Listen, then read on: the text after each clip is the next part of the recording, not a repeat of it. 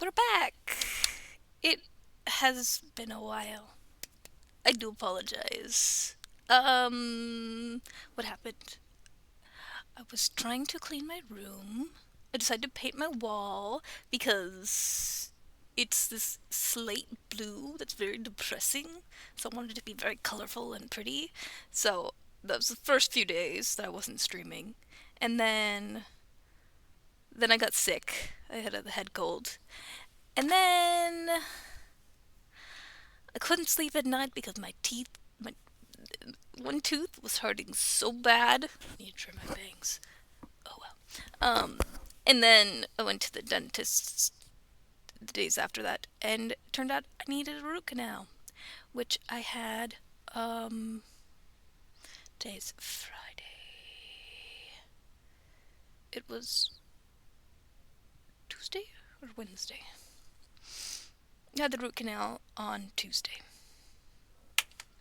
and then finally, until I got the root canal, I just my phone battery's almost dead. It happens. And now I have to try and get my cord. I put things on my bed though. What was I saying?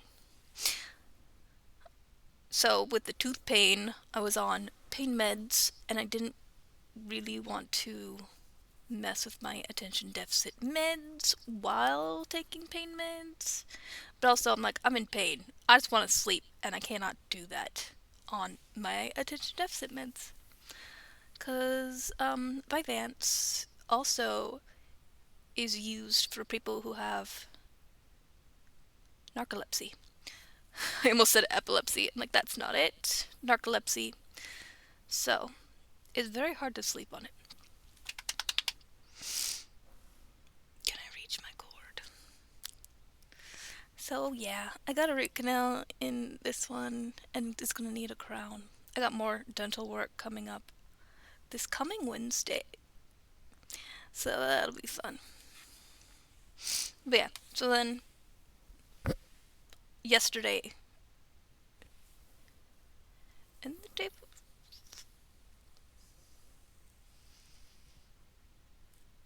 Yeah. Okay. So I've got back on my full dose of meds, and I wanted to try and get my room cleaned up because it was really bad. If you're in my Discord, you can see how bad it was. But yeah, um, I got some shelving on my wall in order to put some of my fabric onto, and I rezoned some areas. Right back there, is still a huge mess. Over there. But yeah, where's my cord?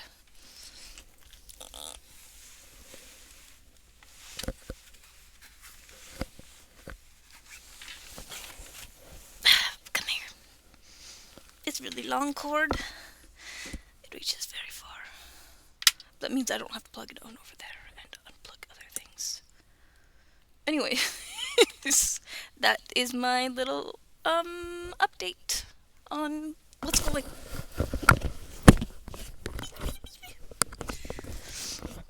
going on.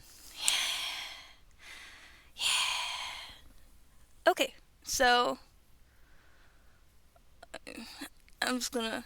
Normally I wasn't streaming on Fridays. I need to probably rework my whole schedule because it's fall, and that means fall TV, and that means Thursday will be my day off. So I have to move my whole thing. I need to change my one screen thing too. I was also gonna add some reward stuff, but I need to get icons for those. But I was writing some ideas. Like bringing my cat, possibly doing the whole dumbbells, peek behind the curtain. Um, I don't, if I'm doing a game, do like a pause game to read one Reddit story. Um, very, or for certain games, like fight a boss ASAP. Like no changing gear or anything. Just go find any sort of boss and go fight them as is. So I thought it'd be fun. I just need to like make icons for those. You got 3.5k points. I think I edited so that there is some things added, and I don't remember what those were. But they were like preset. I didn't have to make icons for those. I still need to with this one. Just my camera. Put a outline, but I don't yet. Also, I need to trim my bangs.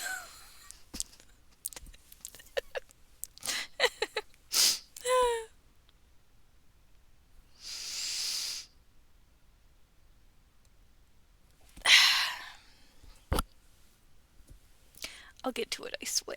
I swear. Anyways, when did I stream last? I know it was after I got these teeth done, but I'm looking at it now. I'm like, yeah, I have teeth again. It's very interesting for me. Okay. So we're going to do some Reddit. If anyone has any requests, let me know. Otherwise, I'm just gonna scream the home screen?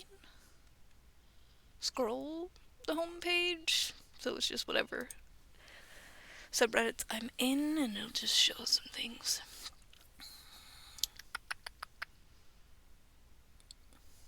Do I want to read this one?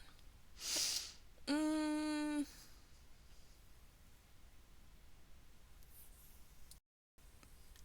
just gonna click and see what we're looking at.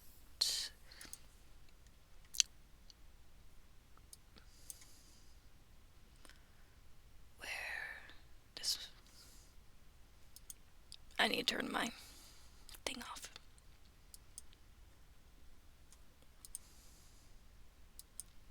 Okay. You can still hear me, right? Whenever I got the browsers going, my computer's just so old, and it makes it so that when I'm hearing the feedback, it starts to delay, and so there's like a lag of my voice to me, and I don't know if you guys notice any lag, but so I have to turn the monitoring of it off. You can still hear me, right? Can you hear me?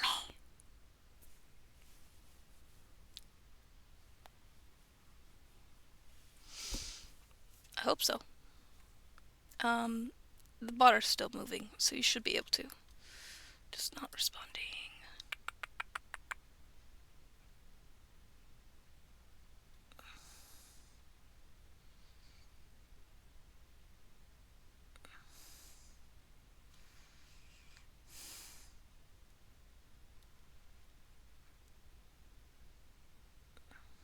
Oh, jeez.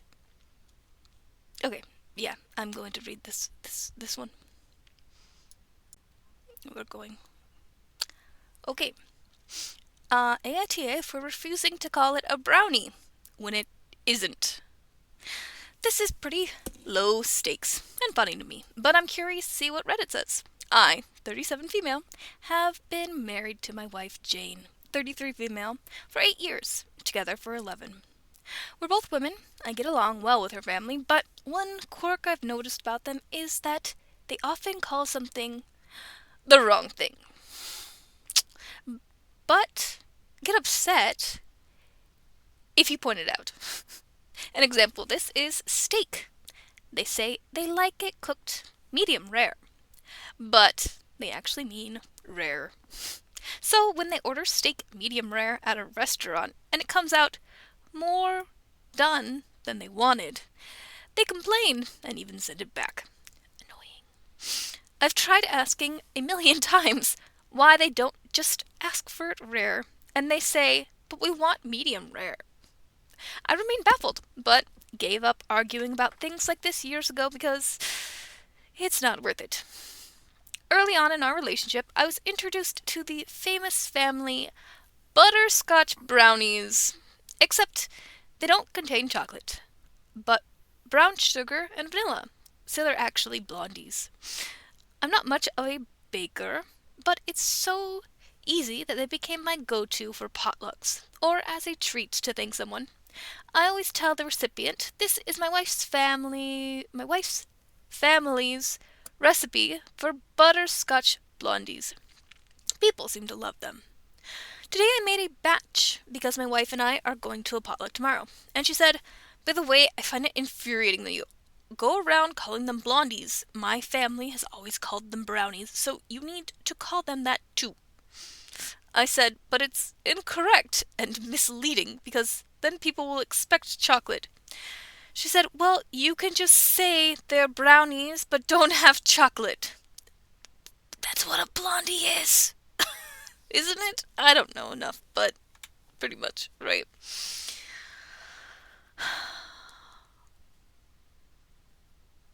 Well, you can just say they're brownies but don't have chocolate, and that my family is crazy and wrong. I don't see the point of confusing other people just for the sake of her family semantics.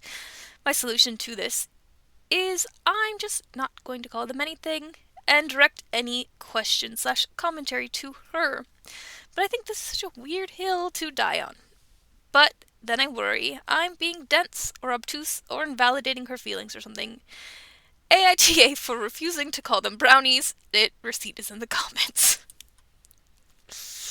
My 2 cents. Do I have any opinions on this? I really don't know. I mean,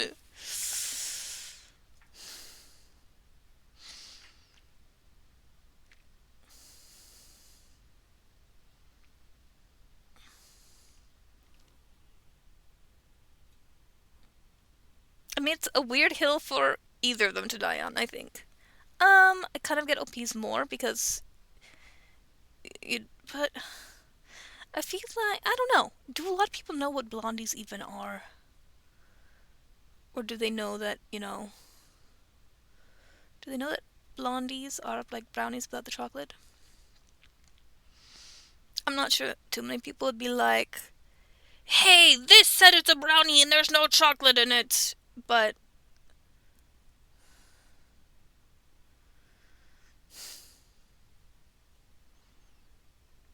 I don't know. I really don't. It's kind of silly, but it's silly on both sides. Um, mm, mm.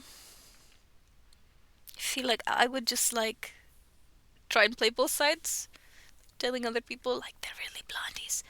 Don't tell her that I said that because she's gonna be mad at me. And then just, whenever she's there, be like, oh, they're butterscotch brownies. There's no chocolate though.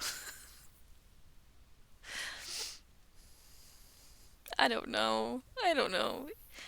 But I'm gonna go back to the other thing about the steak medium rare and then complaining and sending it back. That is terrible. Guys, I might be big on semantics sometimes. Um, if you're always getting it and it's not what you want, maybe consider that you're using the wrong terminology, phrasing, whatever. Because that is.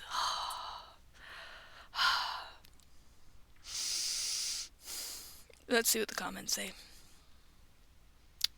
I feel like we should be focusing on the restaurant thing more than the blondie. How horrible is it to go and order a steak medium rare and want it rare, but make the poor staff suffer because of your own stubborn incompetence?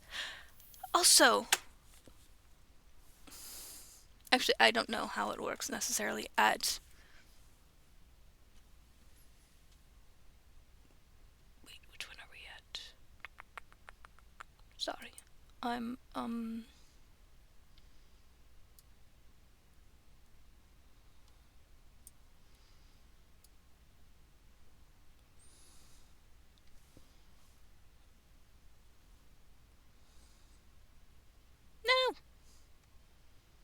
Okay. I wanted to readjust that. Um, it'd almost be better to order it rare, and then if it's not cooked well enough, you could just have them send it back and cook it a little bit longer. Although some restaurants might not do that. They might say that, once the food has gone out, you can't bring it back to the kitchen. But maybe? I don't know. I've never worked in like a restaurant style kitchen, but versus if you order it more cooked than you wanted, they have to recook the whole thing. Yeah, no, her family sounds difficult to get along with. But she's, well, I mean, we're a product of our environments, aren't we? Agreed, it's just so dumb for them to disappoint themselves. Too rare, yes.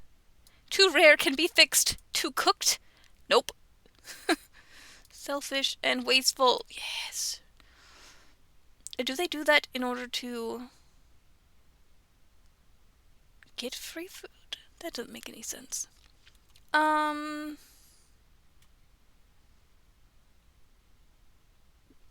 Yeah, extra wasteful because it's meat, and that's a life that was cost for them to eat. I am not a vegetarian or vegan. I never have been. But I am not. I do recognize that if I had to kill animals to eat them myself, then I probably would be a vegetarian. There's no way I would kill an animal just to eat it. But man, do I love some ham. Okay. I like my steak medium, but restaurants tend to overcook, so I order it medium rare. If it's too rare, I could just ask them to throw it back on the grill for a few minutes. Yes.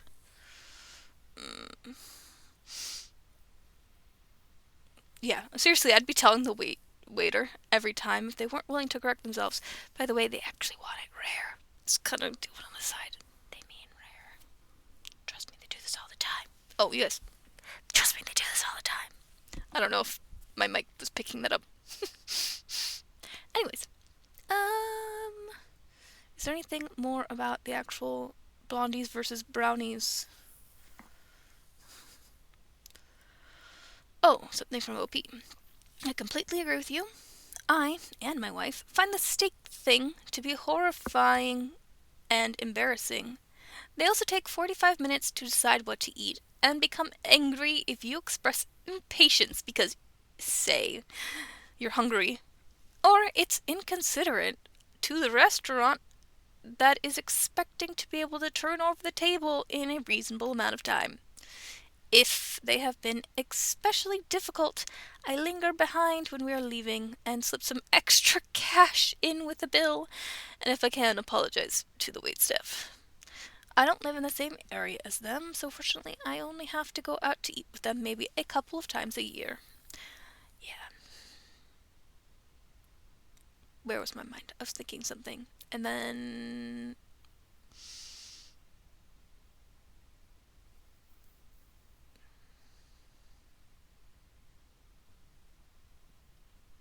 I don't know.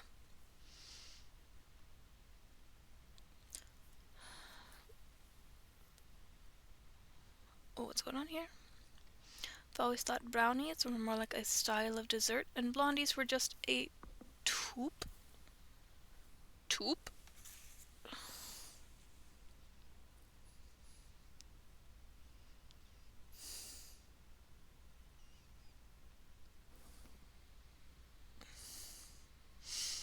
Oh, they meant type.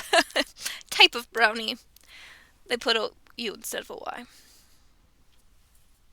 Okay, as in all blondies are brownies, but not all brownies are blondies.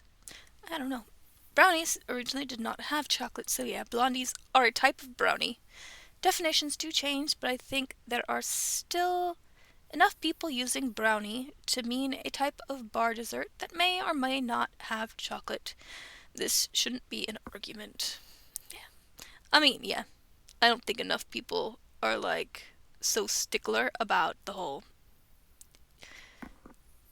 that's not a brownie because it doesn't have chocolate. But And I think looking at it, you could see the color. It's obviously not going to be as dark as if it had chocolate, so people would probably just automatically know that there's no chocolate. Unless you're talking about them before and then they go over to see them. But I don't know. Is there...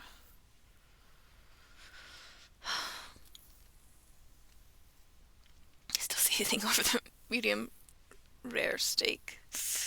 I'm not big on steak, but I don't really eat cow. Sometimes I do, but um, with my digestive issues, sometimes it will not be a fun time for me if I eat beef. So I looked it up. The original brownies were what your wife's family makes, molasses or brown sugar based. Then Fanny Farmer introduced the chocolate brownie, and that took over the category. Then butterscotch brownies became a thing, way of referring to the original treat, and later blondies. I mean, I think since it has butterscotch, if you say butterscotch brownies, you know, it might still give people that impression that it's butterscotch, not chocolate. But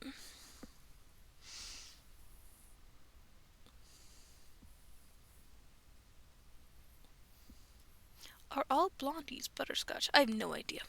Um, two different brownie recipes.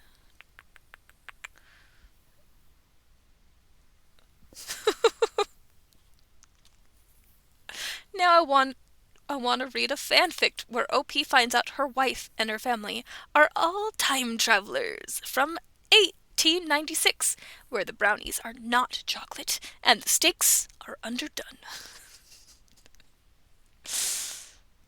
So the in-laws are right. Yeah. Technically, yeah, but if someone is handed something that the gifter calls a brownie, they're gonna be expecting chocolate. I don't know. I don't know if they would if you said it's a butterscotch brownie. I don't know. Let me know if you agree or disagree. If somebody handed you a butterscotch, they said, "Here's butterscotch brownie," would you still think that there's gonna be chocolate in it? Would you think that it's butterscotch and chocolate, or would you just think it's like a brownie but butterscotch? Because I would probably not think.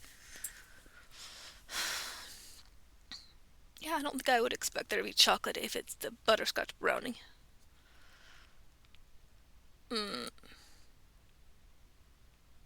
but potato, potato.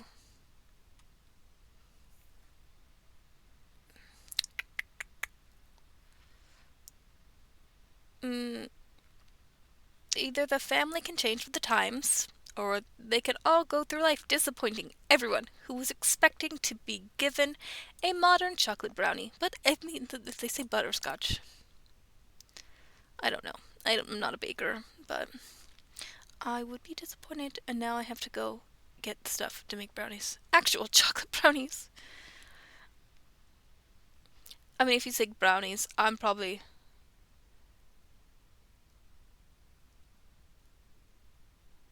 I just remembered about Brookies.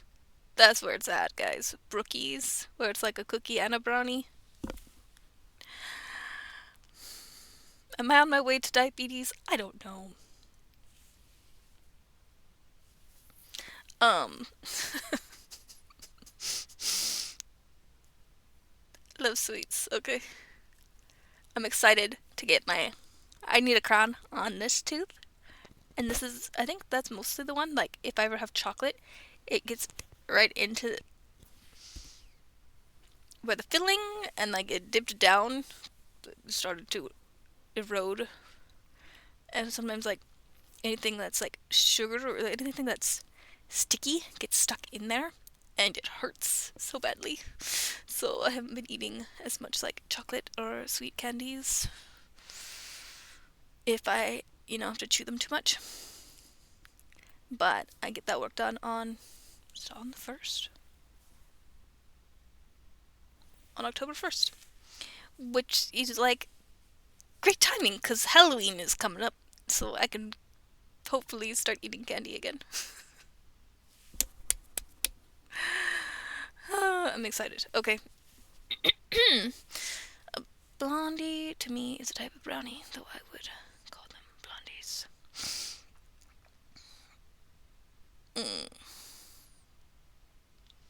So, butterscotch brownie is an actual term, and they are using it correctly. The steak thing, however, is BS. I can't believe they're ignorant and entitled. I would never go out to eat with them. They're also a distinct color. Nobody will see them, eat them, and go, oh my gee, OMG, you're such a jerk. I was expecting chocolate brownies. Yeah, that's kind of what I was at. I mean, I don't know.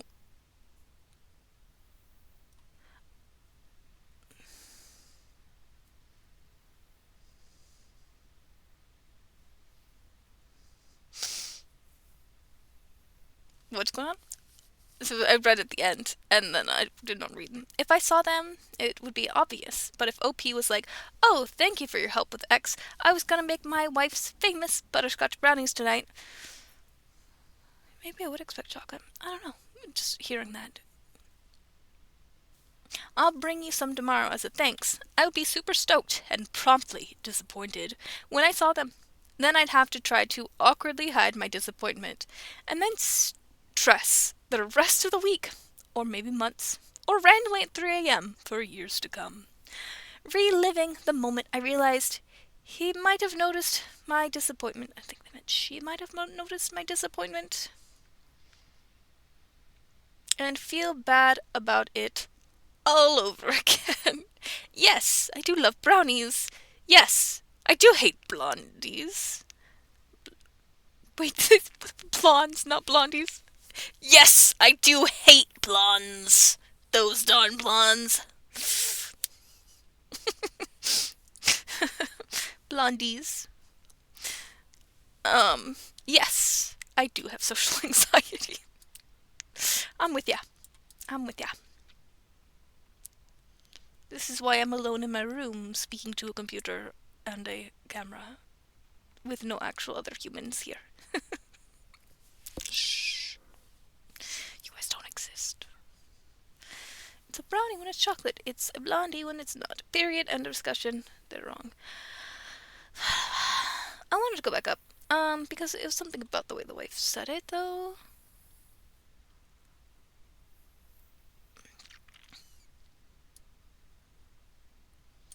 Well, you can just say they're brownies, but don't have chocolate, and that my family's crazy and wrong.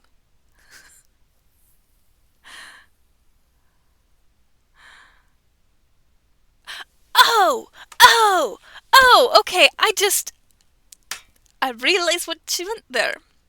Well, you can just say they're brownies, but don't have chocolate, and that my family's crazy and wrong. That's how it was said. Okay, so she knows, maybe, that her family's crazy and wrong? I don't know. But it sounded like in the comments they said that the wife isn't so happy about the whole medium rare thing. But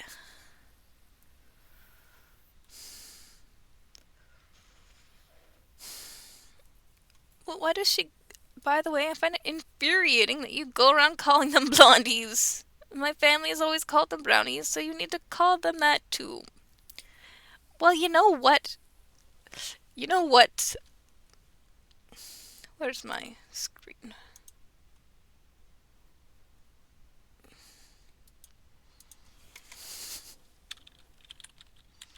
How do I even spell that?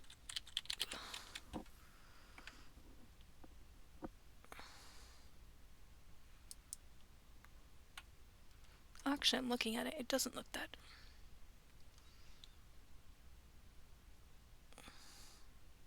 My mom makes like a red pasta with the noodles. And she was always calling it goulash. And then somebody told me that that's not actually goulash. But then I look at the images. I'm like, that looks pretty similar. But there might be different types of goulash. But I would still, instead of telling somebody, oh, my mom made goulash, I would say, oh, what would I say? What would I say? She made some like spaghetti type stuff without spaghetti noodles. She made spaghetti with the shell pasta. I don't know what I would say. It's along those lines. I was looking it up in the other thing. I don't know. The images of it is very varied. Very varied. Anyways, I think we're done with that story. So now I need another one. And I'm still open to any suggestions.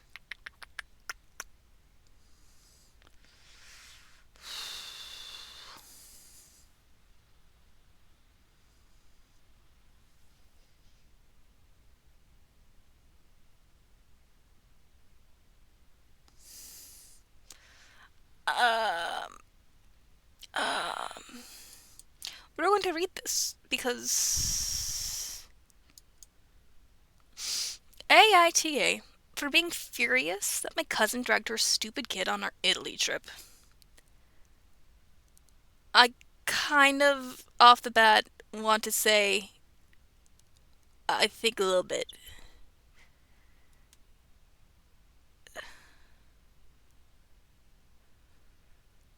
What do you have to call him a stupid kid? Like, you obviously have something against this kid. You know your cousin has a kid. If you want not to be there, go on a trip without other family. Okay? That's not that hard. I heard somebody in the garage.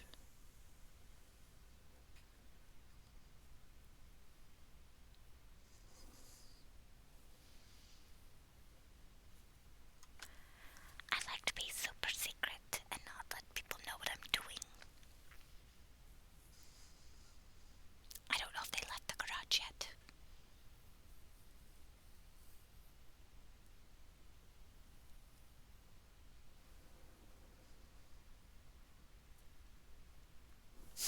Anyways, yeah, if you don't want a kid on your Italy trip, then don't take your Italy trip with family who have kids. Why would you expect them to... Do you have kids? Did you not bring your kids with you? I'm never so fond of people who take vacations and don't bring their kids with them. I mean, I'm not gonna... If you take like a lot of vacations, maybe one or two without the kids, sure. Maybe they take a lot, but... Okay, let's just read it, shall we? Instead of me just assuming. Okay. We planned a family trip to Italy. 6 adults. Should have been easy, should have been fun, but my cousin decided to bring her 10-year-old son. Big mistake. Honestly, I hate that she did this because that kid single-handedly ruined our Florence day. I've never been to Italy, so I do not really... And I don't know what Florence Day means. Is it just the day that they were at Florence? Let's just keep reading. Okay, we checked out of our Airbnb at 10 a.m. Flight wasn't until evening. I did the smart thing, booked bounce luggage storage near Santa Maria Novella, so we didn't have to haul suitcases, drop bags, get the QR code, smooth as butter. Getting winded. Not really. I just haven't been streaming, and my lung capacity went down a little bit. So.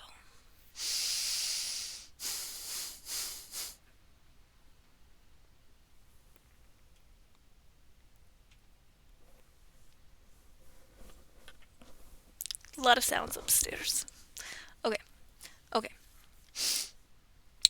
For about 5 minutes, I thought, great, this is going to be a chill day. Then the kid happened. Now it's not your kid. So why is it you making it your problem? Okay, maybe this is gonna be really bad, but it still shouldn't be the kid. It should be the cousin. Stop calling the kid stupid. Like, stop it. First up, pizza della signore. No, I don't know. I don't know an Italian accent. Piazza della Signoria. Noria. It's not one of my languages. If you asked me to pronounce something that is Chinese or Japanese, I would be able to tell you, like, I'd be able to read it. I might not be able to translate it, but I know the phonetics and all that. But I don't know the proper phonetics and stuff with Italian. Street performer, painted head to toe in silver, standing still like a statue. The demon child stares for a minute. Okay. Then just pinches his leg. Not a light touch. A full pinch, like he's testing the guy's paint job. Silverman jumps. Kid screams. Oh. The crowd laughs. Performer yells in Italian. My cousin's falling over herself, apologizing. Meanwhile, I'm standing there thinking, I effing hate this. I have a... How old is my nephew? 9?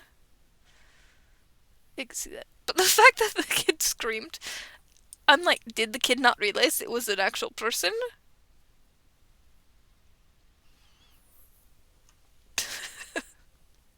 Or was it one of those, I'm gonna prove that, I'm gonna make you move, like when you see people messing with the guards in front of Buckingham Palace or whatever. Just laugh. I wonder how bad of a pinch it was. My nibblings bully me, so... like, hey, don't pinch me! This is how I would... But I don't know if... But yeah, the cousin's doing the right thing, apologizing. You can't really control 10-year-old boys. Okay.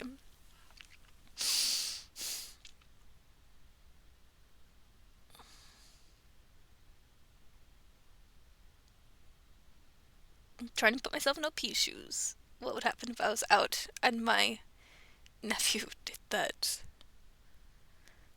I'd probably just be like...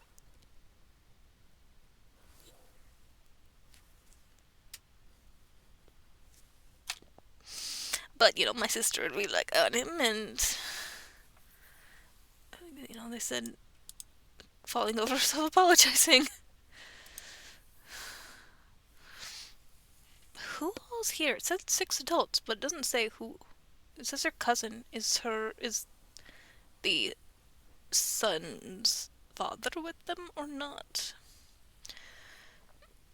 I never assume whether or not people are in the picture or not, but...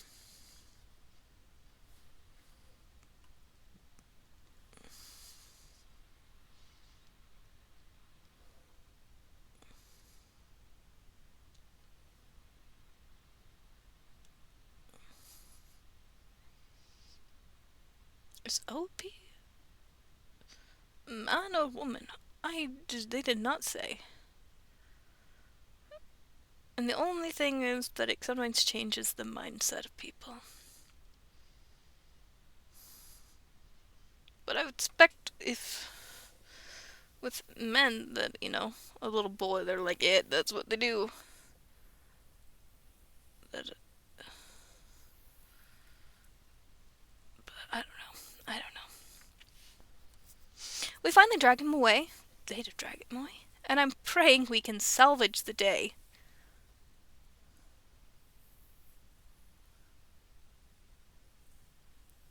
That doesn't even seem like that big of an issue. That's... I don't know. I don't know how badly the performer was.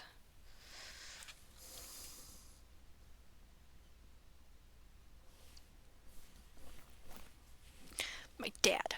My dad texted me saying, "Can you come up and do dishes? I'm going to bed." Yeah. No. Not at this very moment.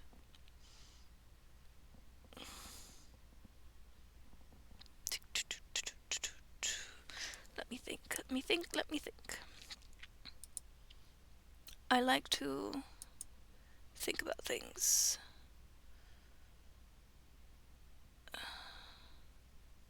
I'm just gonna hit the thumbs up. I did leave a plate in. Oh, actually, I have dishes in here too. Remember to bring these up later. And I left some in the TV room. What's going on? Oh, this thing is peeking over. It's like there's an ad in 20 minutes, but I don't know that 20 minutes would be enough to do the dishes. And now I'm completely. But it's only almost 9. I can take care of them around 10. I don't know if that soup got put away. There's a little bit of soup left. I've been eating a lot of soft foods this week. Okay.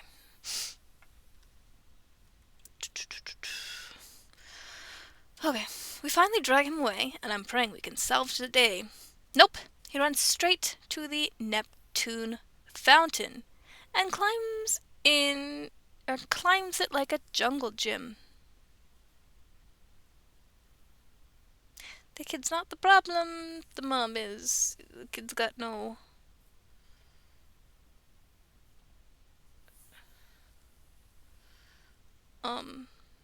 discipline or whatever.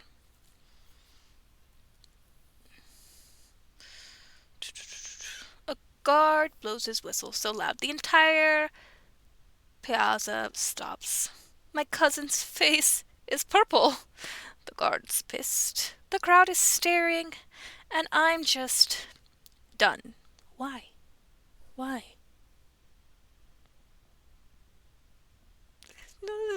I don't know. By the time we OP just really hate kids. I could see that.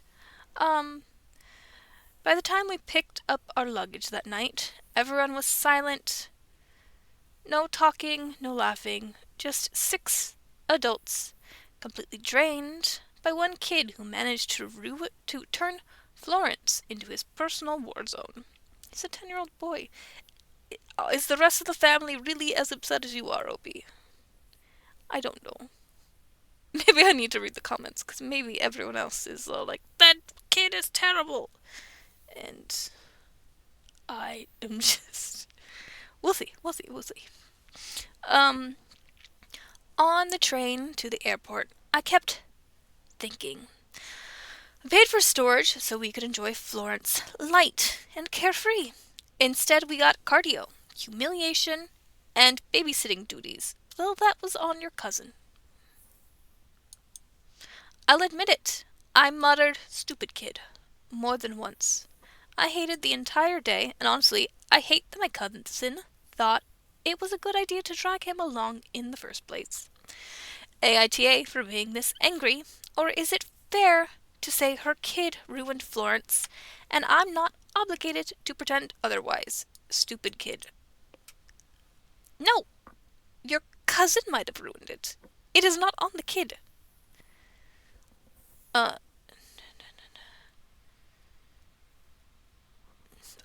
because I might, am I the jerk? So that's not the jerk.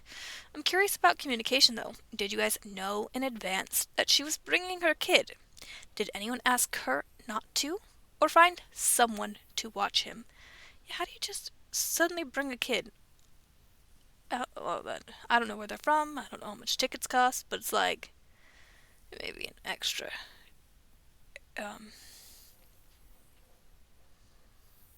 Having room on the plane. I would never leave that till last minute. Did anyone ask her not to, or to find someone to watch him? Or did you think it was a family trip as an opposed to an adult's trip? I mean, they didn't say this if it was an adult's trip. Oh yeah, that's true. There was no other kids around. Why would she think a 10-year-old would have fun with no other kids around? But at the same time, I really need to know some of the... I share this take as the guy who was the event planner for my friend group trips. It's unfathomable to me that you didn't know beforehand this kid was coming along, if you all booked separately, but kind of the same arrangements. Then after the first day, I'd have cut off the mom/kid combo from your activities. She wants to bring her kid. Great. See you at the airport on the last day. I'd have set up a new adult itinerary and excluded them from it completely. Note, if the kid had behaved reasonably, none of what I'm saying applies, but when it became obvious kid was a trip ruiner for everyone, a big "oh no you don't" immediately should have been applied.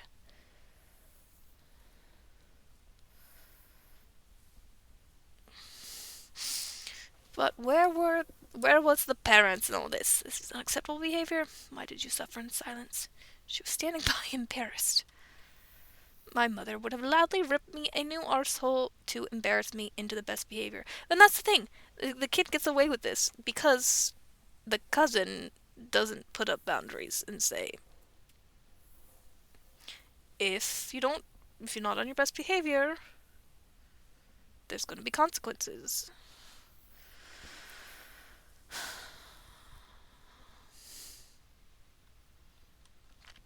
That is a...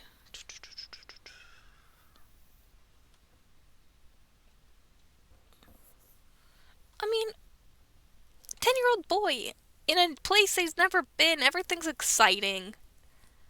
Stop calling him stupid. That's mean. You can call your cousin stupid, okay? That's all I'm saying.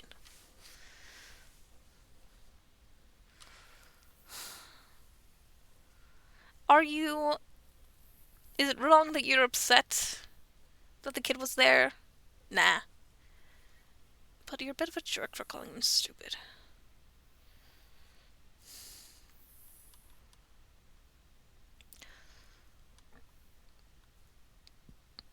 It's written by AI. I wondered, but I really don't know. Every post on Reddit, there's gonna be somebody in the comments saying written by AI, written by AI. It does for the luggage company.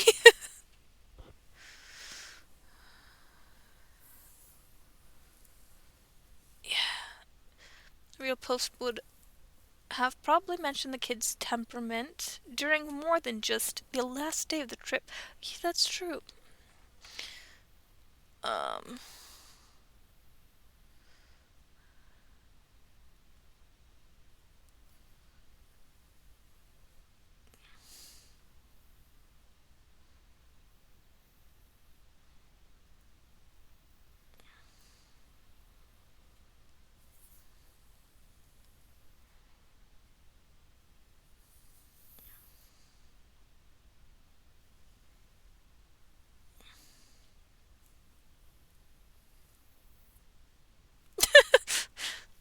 yeah, we planned a family trip. In first sentence makes it seem like it would be adults and kids together, not we planned an adult-only trip. Second sentence, 6 adults. The third sentence should have been easy. Should have been fun. Just, here's the third sentence. Let me just add on. Did we continue? No. Gosh. The fourth sentence. No, but kids are family.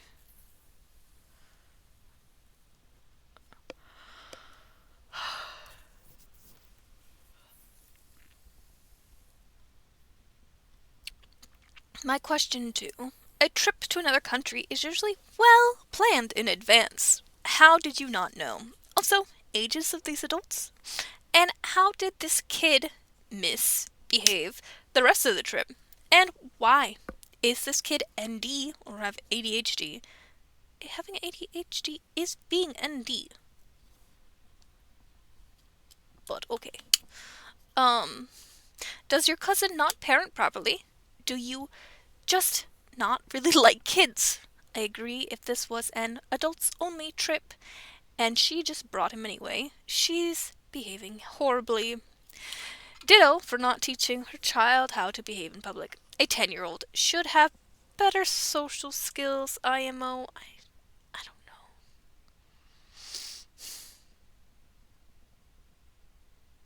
Maybe, but they're outside in both of these things, right? And usually kids aren't necessarily taught to behave so much outside as they are indoors.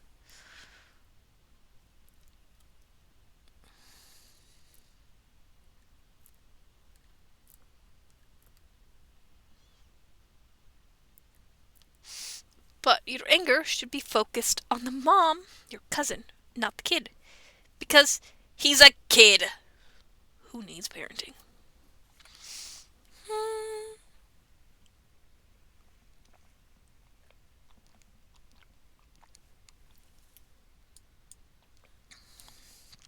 Okay. I'm guessing the tree left. So sad. He said that he missed me and then he just left. Okay. Now, let's see what else we got.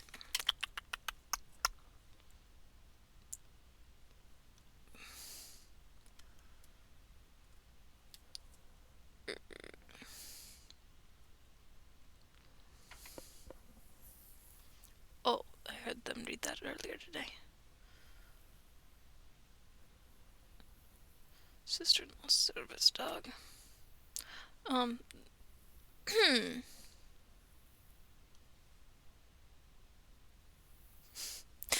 There's this subreddit called Congrats Like I'm 5. They're like, I deleted my post instead of crashing out on annoying people. They're just, I just think it's a fun subreddit. Sometimes everybody has different love languages, right? And sometimes, like, our parents or the people in our lives don't necessarily adhere to those love languages. And one of them being, words of affirmation. So, like, a subreddit like that is nice. My parents never said they were proud of me. Actually, I'm wondering lately if words of affirmation is a bit more of one of my love languages than I realized. But it has to be very specific. Like, and I was living in a dry docked RV. It was my RV. I owned it. The guy I was dating was always staying there with me. Was like, I would do things like the one pantry area, like remodeled it to put shelving because it was just open. I think it's supposed to be more like a closet, but I made it into a pantry to put food in. And I just like do like little putting up shelving, and he'd like, good job, and I'm like, or something. He'd like thank me for it, and I'm like, it was very weird. I did not. It was like.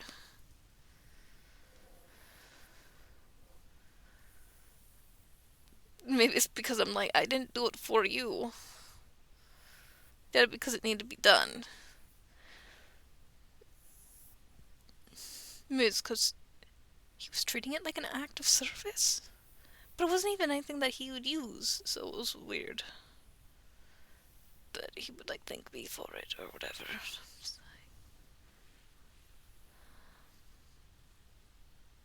But I do like words of affirmation sometimes. So long as they feel more genuine. Posted to r/fairycore. Okay. I'm gonna read it. It might be odd because it's not like a AITAH, but I deleted my post instead of crashing out on annoying people. Tag made something cool. Putting this under made something cool because it's about a tattoo I put on myself. So I gave myself this elegant, colorful vine tattoo on my wrist. I free-handed the design, and it hurt. like hell to do. And I have to go back over it on a couple spots once it heals. But I love how it turned out and had been getting compliments on it at work for days. I posted it to r/fairycore, thinking that people in there would appreciate it. Plus, it's not a tattoo sub, so I wouldn't have to hear everyone's 2 cents on the job I did, right? Well, no. Turns out, even on the fairy sub for fairies, people will come out of the woodwork to give me their unsolicited opinions all about how sloppy they think I did. It was annoying as F on a post where I super was not asking for any critique. Just wanted to share a cool thing I did. Hence why I did not post to a tattoo sub. But still, people just really want me to know that they know what blowout means. There aren't even any. I ended up deleting the post, as I could tell I was about to crash out about it if I had to block one more smartass. Reddit has officially lost... I haven't been reading in like 3 weeks. And that takes a toll on vocal cords and all that.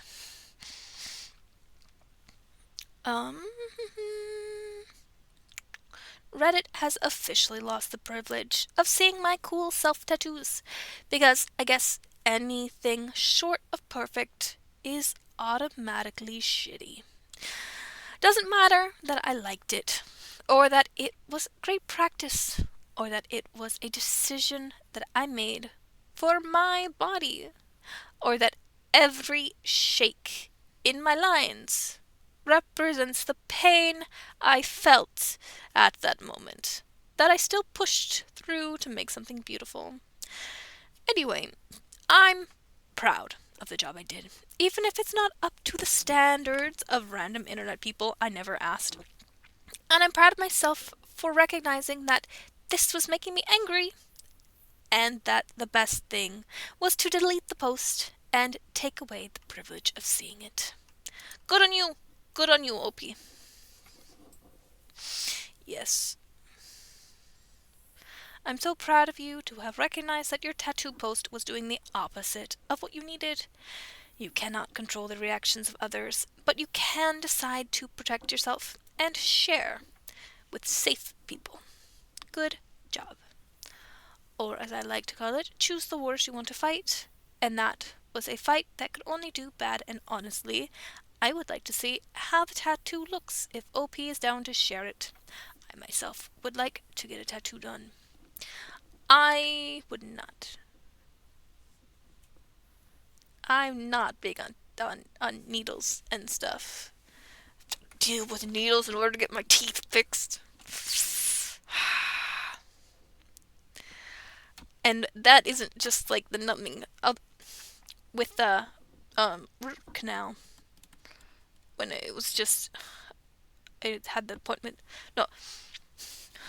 So I barely slept because it was pounding. Wait. Throbbing. It's what the word they used. And managed to get in to just a regular dentist, the one that I've gone to since I was a kid, the next day. Where am I going with this?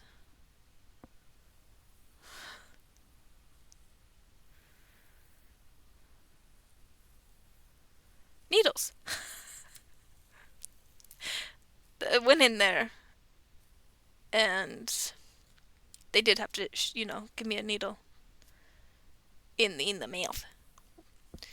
I don't know if the other place I've been doing the sedation, so they'll just give me an IV and I'll be out during the whole work. I don't know if they use.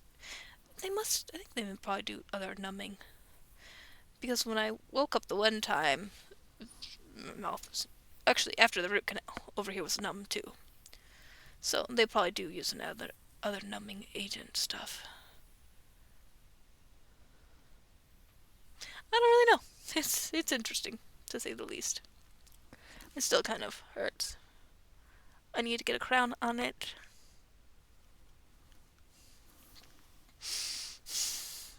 Um, but yeah, I'm not big on needles.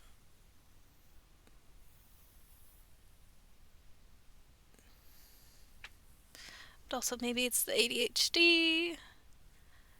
I'm like, even if I got a tattoo, I feel like I'd want a different one the next week. I could just, do temporary things. Or just, okay, I used to be weird in, I'm still weird. What am I saying? In high school, I would just take a Sharpie and I'd just like draw and I'd make little stitches. Like on my hands, looks like stitches.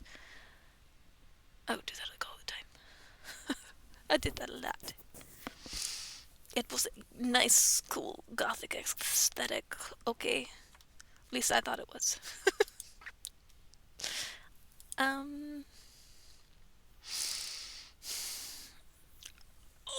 Ooh! Ooh! Oh my gosh! What? What?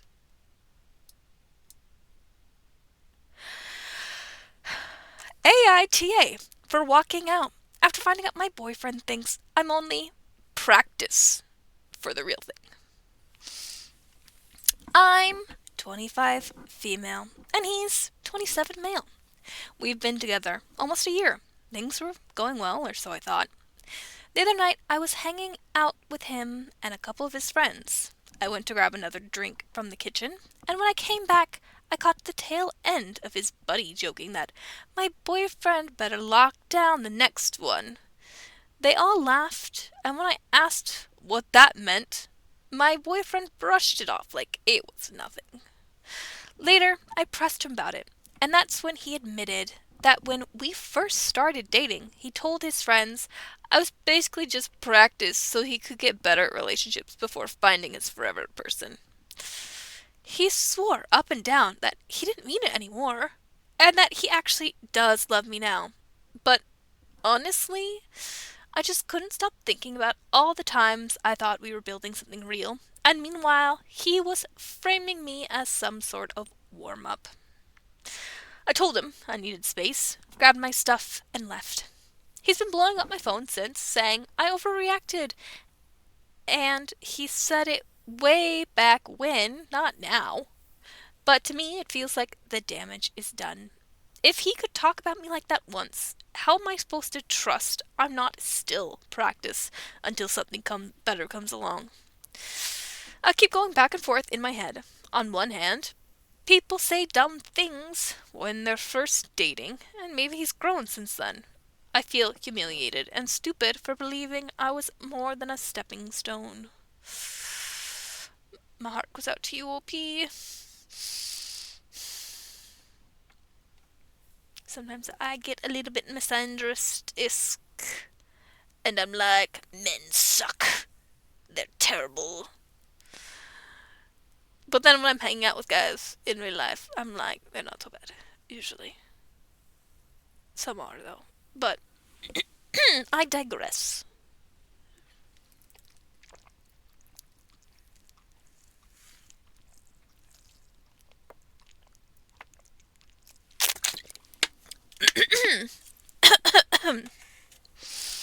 Also, that's not the one I need.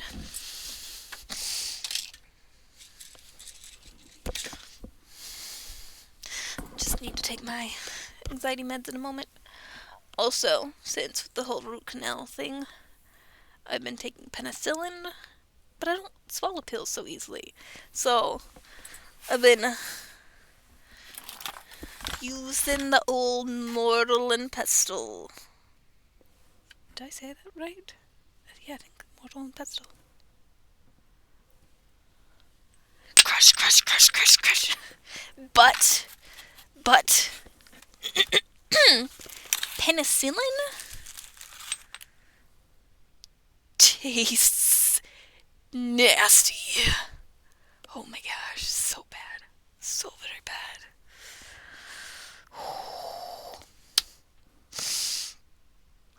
Hmm. I digress. Where where were we? Um, no, you're good.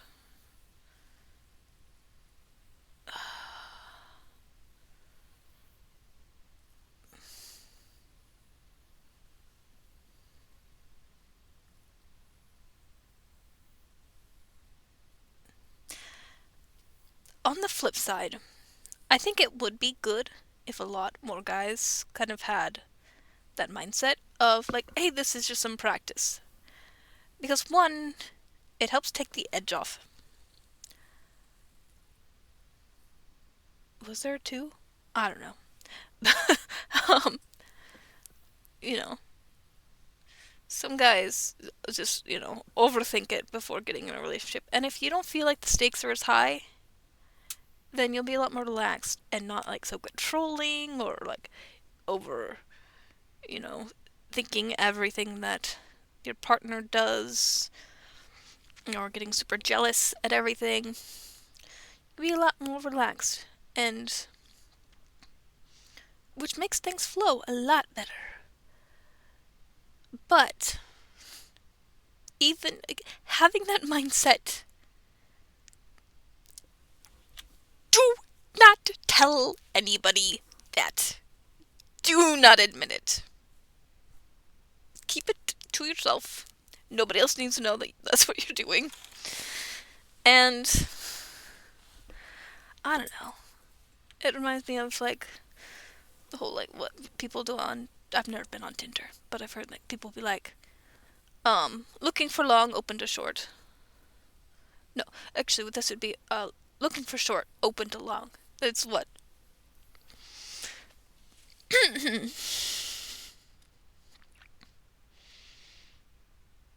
which is probably what he was doing. Looking for short, but open for long.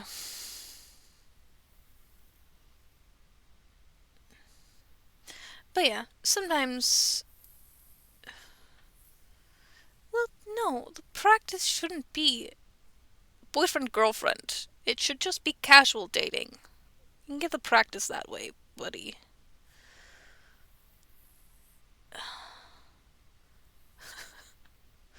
But no, yeah. If the fact that he admitted it means that this will never go away in her mind, so she's fair on. Well, I mean, no, I'm gonna say completely up to OP. You know whether or not you think that anything that he's done since then has proven that wrong. And it does not seem like it, otherwise OP wouldn't be like, I'm done. Unless OP is a conflict avoidant or,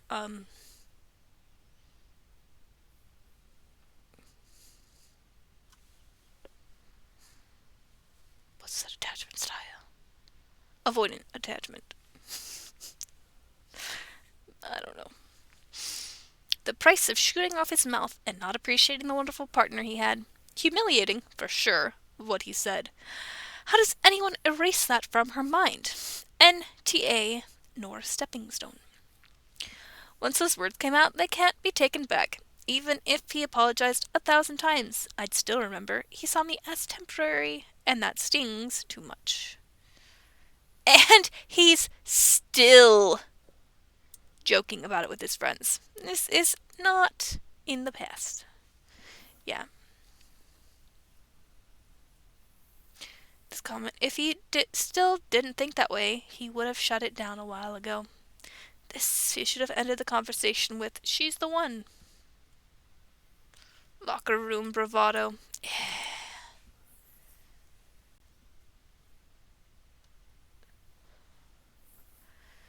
That's the issue. If he really took this relationship seriously, he'd make it abundantly clear to his friends that he was an idiot when he first made that joke.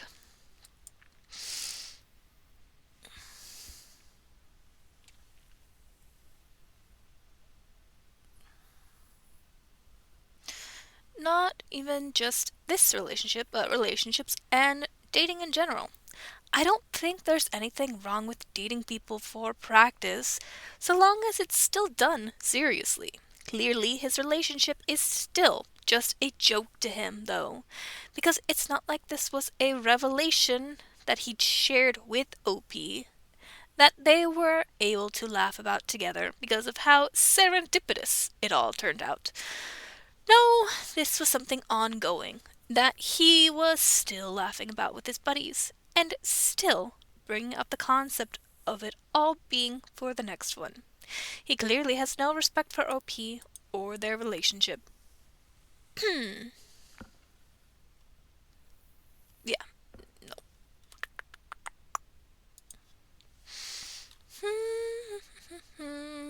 Okay, onward, onward and upward.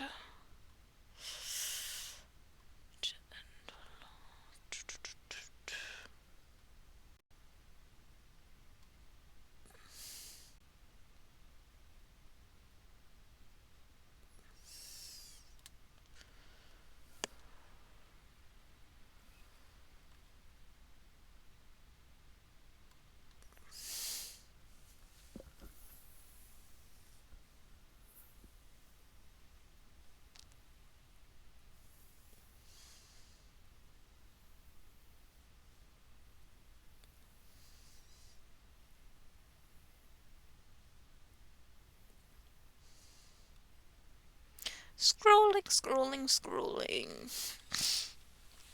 Let's see. What? Neighbor left this on my door, but I do not have a dog. Dog barking complaint.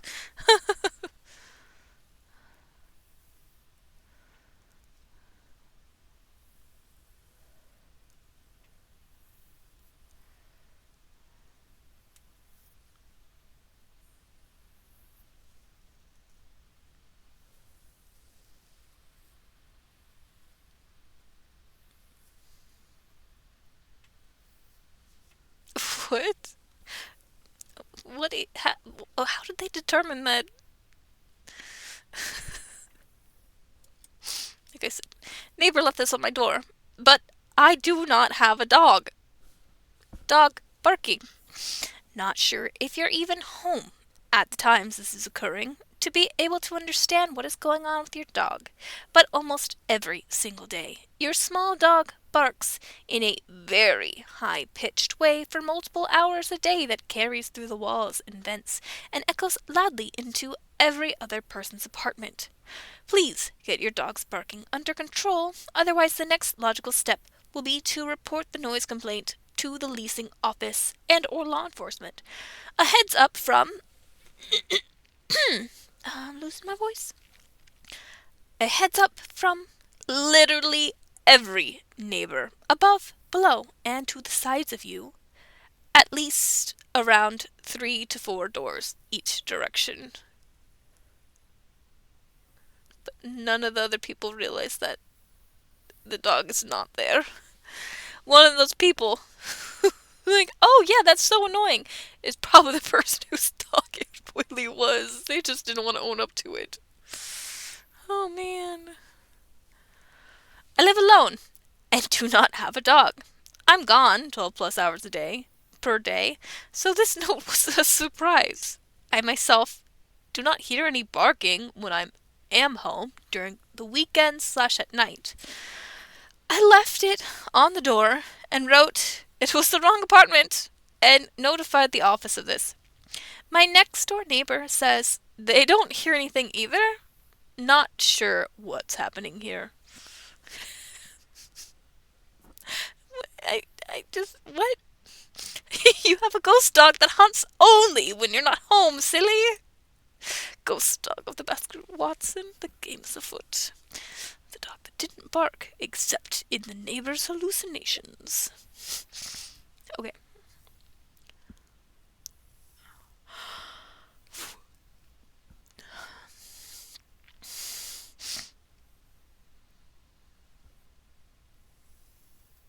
I would make my own beware no dog sign for my door. Yeah, but that might be saying, break in, there's no dog here to attack you. I would do that if I had a dog. Just for chaos. I was watching I watched all of the season 3 of Alice in Borderland, and oh, what's her name? I don't remember their names. The anime girl. I was onto her pretty fast. I'm like, you're lying, aren't you? Sorry, spoilers.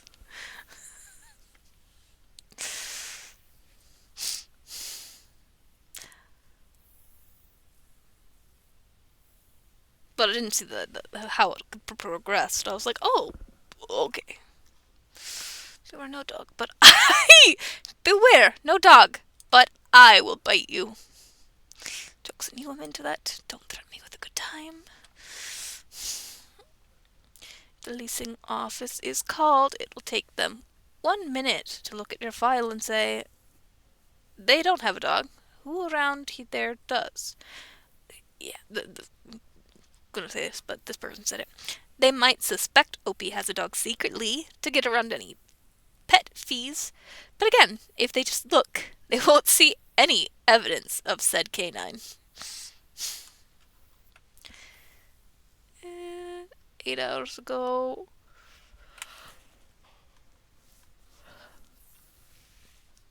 Yawning. Yeah, I don't think there's gonna be any update from what happened 13 hours ago. Fluffy popcorn. Camera.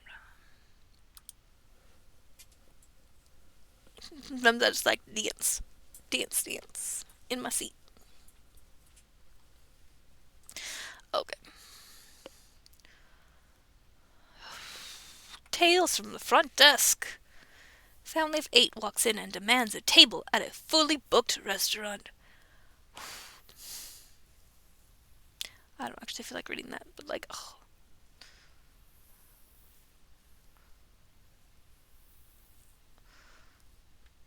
Oh wow. Okay. I'm also in some autism subreddits. And this person was like, anyone else surprised to be diagnosed level 2 autistic instead of 1?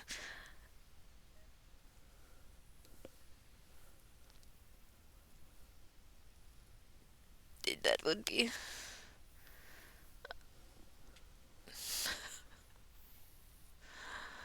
But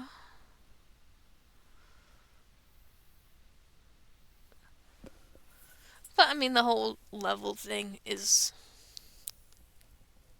cockamamie? Cockamamie? How do you say that word? Nope, I don't know. Cockamamie. Okay. Ooh, I purposely spoiled the end of a 14-book novel series because of rudeness. A 14-book.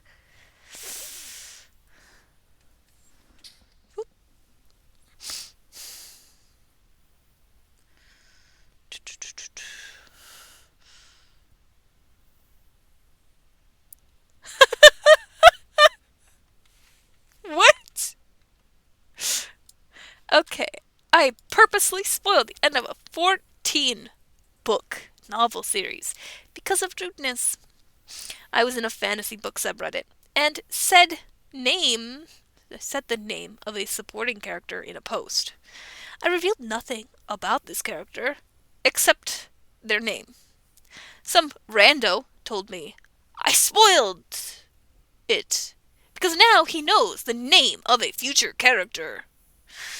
There are 2,000 named characters in this 14-book series, and I told him that I spoiled nothing with my post. He began berating me and calling me names, insulting my intelligence, as they do. So I spoiled the ending of the series. Since he doesn't know the name I leaked, he is oblivious not even to the middle of the series. I sent him a DM, so I didn't break the subs rules and spoil the whole thing.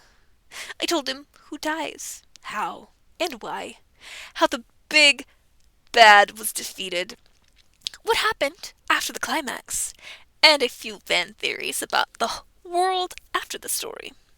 I ruined months of reading for him, and I don't feel bad at all. Ruthless. Yeah, I mean,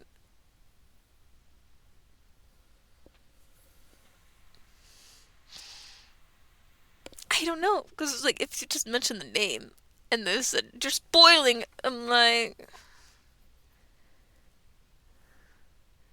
is it meant as a joke? I could see myself doing that as a joke. That's a spoil! How dare you! How dare you tell me this name of this person that I don't know anything about yet? But I'd be joking.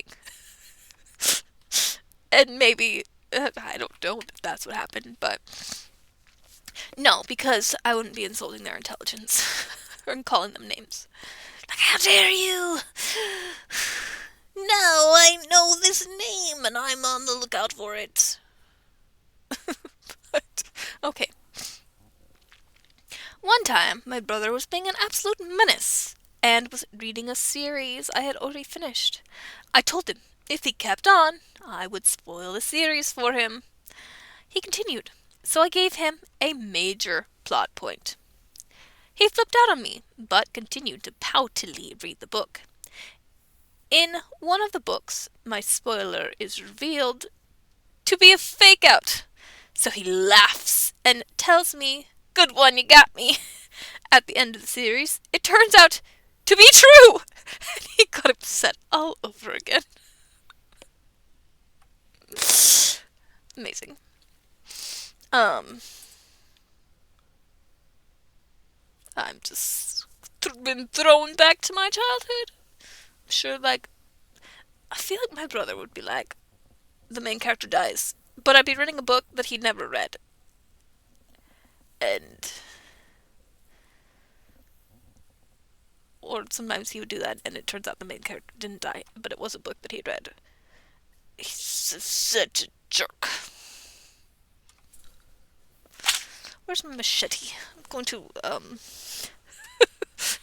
there it is.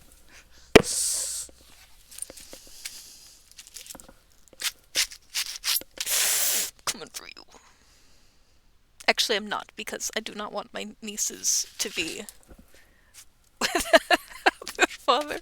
That's the only reason that my brother is safe. I'm kidding. He had it coming. Okay. He got it coming to him. He deserves it.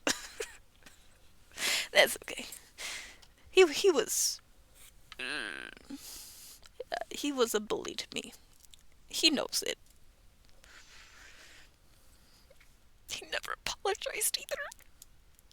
I would feel really awkward if he did, though, but...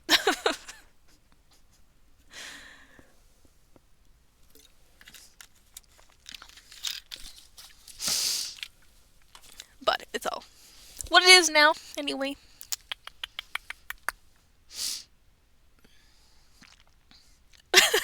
What's going on? Hunger Games!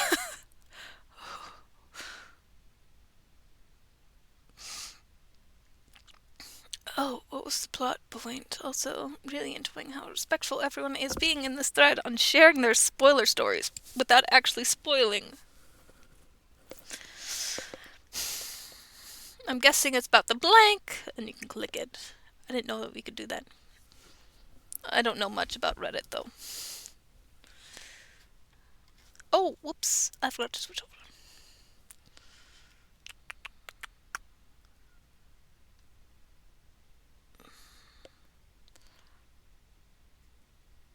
What? What? What? r/advice. One of my roommates threw away my food that I had just cooked. How would you handle it? Did they? Or did they eat it and they told you they threw it away? Or did you see it in the garbage? Why did they do that? Get a new roommate. Um, okay, we're not gonna judge. We're not gonna judge. I read the first sentence, first two ones, and I'm kind of like, huh. I'll start by saying that I'm crying right now. I'm 47. That's why I say I'm not judging. But, to be fair, when you're hungry, emotions can be so much up in the air. And we also don't know what it's been like with them living with this roommate, and if this is just tacked on to so much other abuse, neglect, whatever you want to call this. Manipulation. I don't know what's going on. Okay. Decided to live with adult roommates in a new town, 10 hours from where I used to live, to start a business with my best friend. I love this new town. I love spending time with my best friend. We are 5 persons. 2 sisters. Oh, woman? I'm not gonna guess just because they're crying that they are a woman. I'm not. 2 sisters sharing a room. 2 men. Oh, actually, OP does not say. There's 2 sisters who are sharing a room. 2 men, 20s and 50s, sharing a room.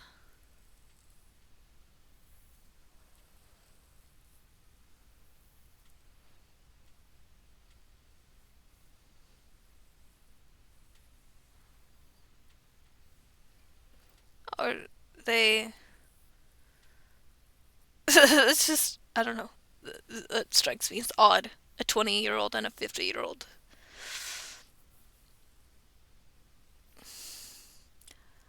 Sharing a room. They could have their own beds. Well, but are they a couple? There's not enough context. Just as they're sharing a room. So I guess they probably have their own beds. Otherwise they would say that they were a couple. But it's really weird to me to have a 20-year-old and a 50-year-old sharing a room. But I guess when times get hard and that's all you can afford. But then OP, me in my own room with my cat. And a cat is a person. So really there's 6 people and each room has 2 people.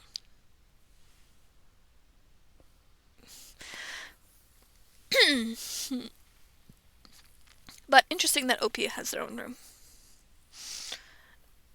This guy, Doug, is in his 50s. When he moved in, he brought over a lot of his own things, and they are not to be taken or used. I see where this is going. You used his things, and so he dumped your food because it was in his stuff. Yes, I'm able to predict that already.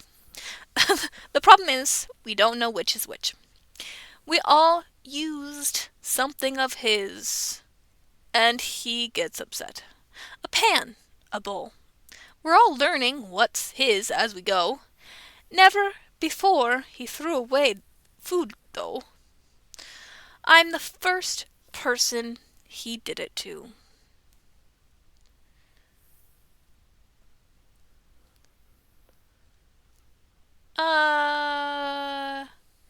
That's not cool.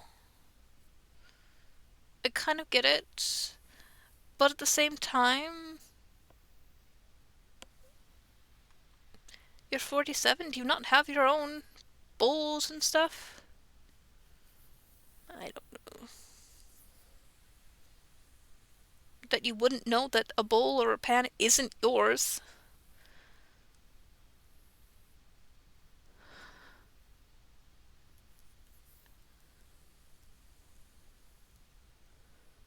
I don't know.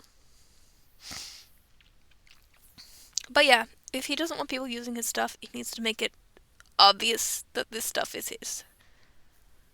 I think. But at the same time, it's like, you know it's not yours. Why are you using it? But I guess if everyone else in the house is, fine with sharing, then he needs to be the one to be like, these ones are mine. Eh,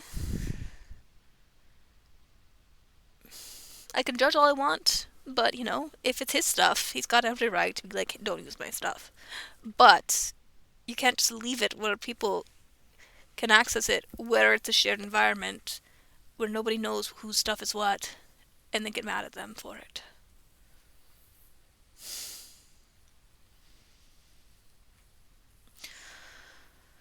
Today I wake up, make a large pan of ground pork with 3 cans of vegetable soup mixed in. It's cheap. I'm on a budget. Maybe that's why they don't have their own pans and stuff. Let's go to Goodwill.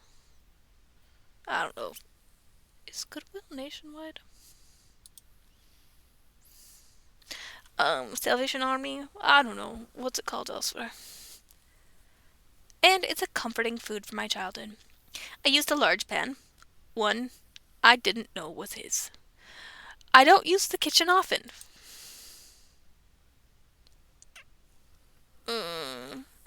That's another thing.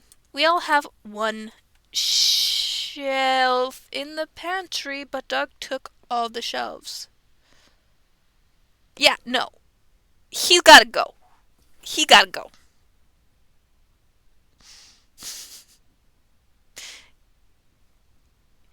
If you have to share a living space with somebody and they are being as disrespectful as that, like, they're very possessive of their stuff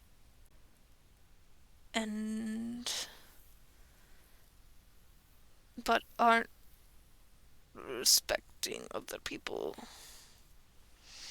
He gotta go. Find a new roommate. Okay. I keep some food in my room, but mostly eat out. However, to save money this month, due to not making as much in sales commission, I decided to cook for my whole weekend.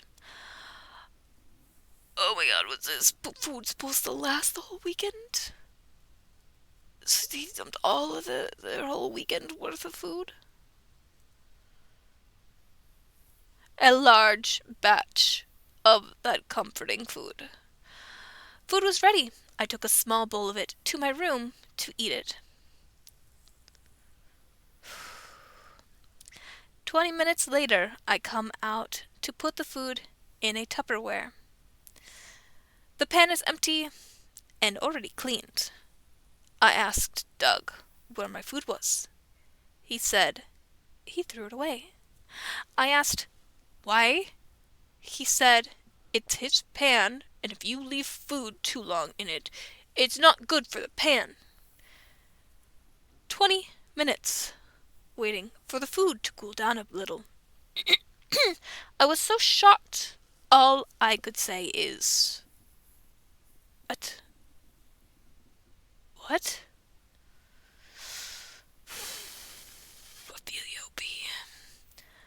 Although, sometimes I'll just put food away right away.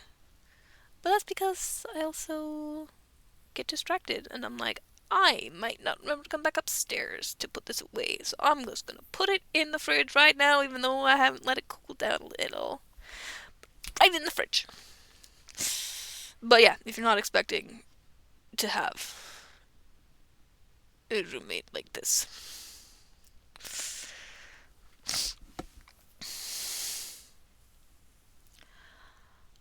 he didn't bother to ask, or wait, or explain.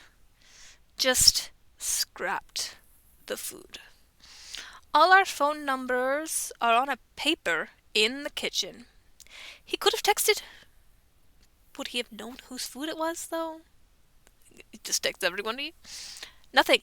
Or even knocked on our room doors to check who was using the pan and explain. And give time to save the food. I instantly messaged the owner of the house who lives downstairs, hoping for a solution. She apologized and offered to take $20 off my October rent, but I told her it's not her fault. She didn't know how to handle it. What should I do? How should I properly handle it? He needs to reimburse you for that food. It sounds like it didn't cost that much, but he needs to reimburse it. Like, buddy, just put it in Tupperware and put it away. It's in your pan and it's sitting there, and you don't want the pan to be ruined. Put it in Tupperware and put it in the fridge. It's not necessarily his job to do that, though, but you just waste food like that, buddy. It sounds like all of you guys that are on a budget and you just wasted food. Ooh. 1. Reclaim your space. You all have a shelf, so get his stuff off your shelf. You can't use his pan, he can't use your shelf. You aren't just renting your room, you're renting that shelf too. Actually, I'm going to pause right here. Like, you need to set up weird ground rules with him and say, if we can't get along, it's going to make living together that much worse. So if we can come together amicably and, like, find a solution to this, it's going to be so much better in the long run. So, can we do that? Please? Because I don't want to have to find a new place to live. But I might be willing to get you to have to find a new place to live. No, I mean...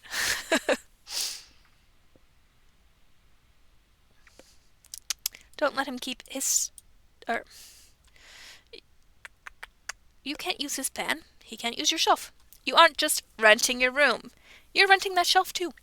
You wouldn't let him keep his clothes in your closet, so don't let him keep his stuff on your shelf. 2. Get your own pans. That will end any confusion. Goodwill, which is what I said, usually has decent stuff. Just don't get any non-stick that's scratched. You might get lucky, like Shoppers did after my divorce, and get some high-quality stuff. 3. Label everything. Let there be no confusion. This man needs to understand that boundaries go both ways. Set them and keep them. Yes, label everything. Label, label, label, label. Oh, it's out in the living room. I have a label maker because I'm a little weirdo. Why not label things? Yes! Labels everywhere. I don't actually have any. Do I have any labels where I can see them right now? No. But sometimes. Snooze.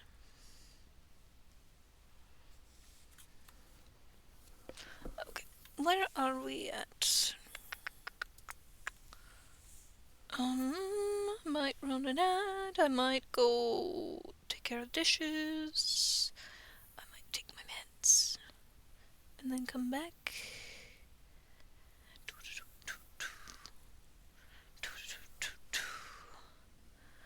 What are we doing? But yeah, this guy is a menace. And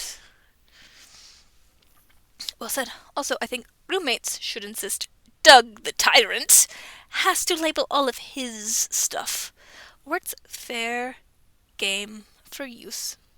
Throwing out anyone else's stuff is not to be tolerated.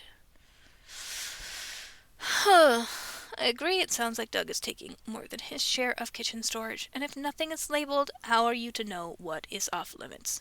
The owner needs to notify Doug that he has a specific spot to store his kitchen items, just like everyone else has. I suggest you label the shelves with names. He can keep the rest of his stuff in his room, like I do, because am very particular. And I bought like a big thing of these. And when my nibblings, often my nephew, who I mentioned earlier, is like 9. It's always my stuff. He's always like, I want her stuff. He bullies me. I do it back to him. Comes over, he's like, wants the top ramen because he knows it's mine. Or we just have very similar tastes. But it's like, for a long time even. For Pell, he's always like, I want it. It's like, my sister's like, he never even drinks water. But this is yummy water. Yummy, yummy, yummy.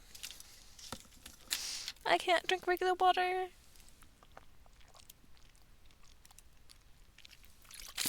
And that's why my teeth got so bad.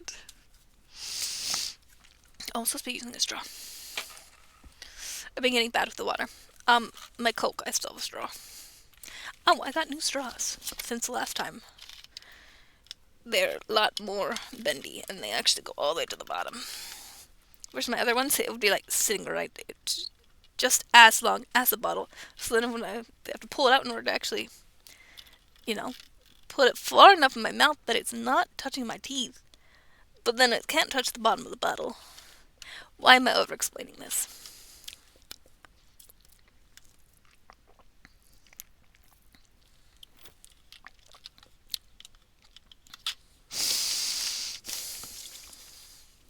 Anyways, I was saying. So, the packet of things that I had bought got all used up. So my mom bought some more, but she bought the wrong brand. Ah! Yes, it makes a difference. She bought the Nissan instead of the Maruchan. And I tried eating a packet of the Nissan. It tastes different. I don't know why. This one just tastes better to me. Something about the flavor packet or something. I don't know. That's like safety food when my stomach is like... Although I haven't had those days as much as I used to when I was younger. Before I finally got like the whole dairy stuff. And stopped, risking it or whatever. And actually taking Lactaid when I need it. But yeah, so I have, because we still have the packet of the Nissan ones upstairs. But I want to make it so that if my nephew comes over, he'll actually eat the other one instead of mine. So I have these in my room right now. Until that stuff gets used and we buy a box of this kind, then I'll gladly just leave that box upstairs.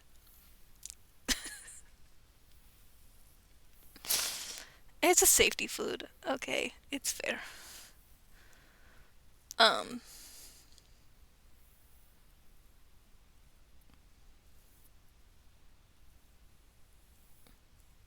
It's like when nothing else will feel good. Or my stomach's really hurting. It's one of the few things that I can stomach without making things feel worse. Although it hasn't really been that bad anymore. It was always like that and like a Subway sandwich. In a very specific things on the Subway sandwich. Which included like oil and vinegar. Because that stuff's good for you. Oh, sometimes I would just eat some like baby dill pickles and that helps too.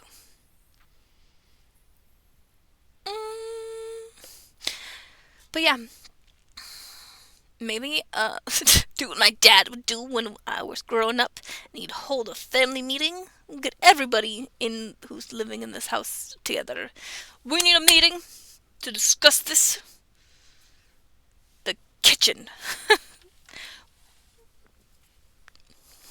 Like, it's fine to not want other people to use your stuff, but you gotta make sure there's still room for other people's stuff.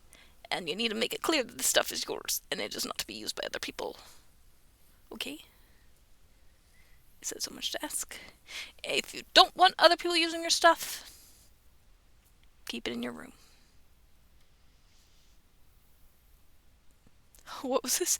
My son, a trained chef, would have a fit if someone used his knives. Yeah. Although he keeps them rolled up in his carrier thing and not in a drawer. You can decide whether you are willing to share with the others. If you want to, just leave Doug out. It is outrageous that Doug spreads out, taking over other people's storage, then pulls things like this when his items are used. I understand that some kitchen items are expensive and people don't want to have others use them. Yeah, yeah.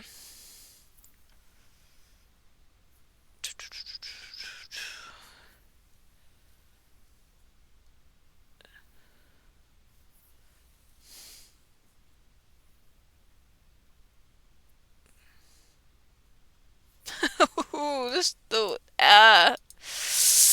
Ooh, I'm scared of this person. I would also have to say, if he's keeping his pans, pots, bowls in the communal area, it is communal. Keep your stuff in your room or on your shelf if you don't want people using it. I would have absolutely lost it on him and told him, if you ever touch my food again, even if I used your precious pan, I'd make sure to get my money back one way or another. What an a-hole move.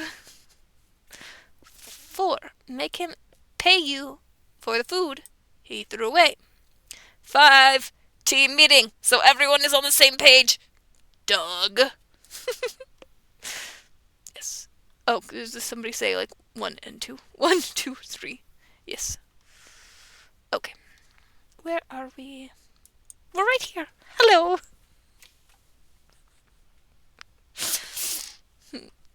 I'm still getting used to my teeth.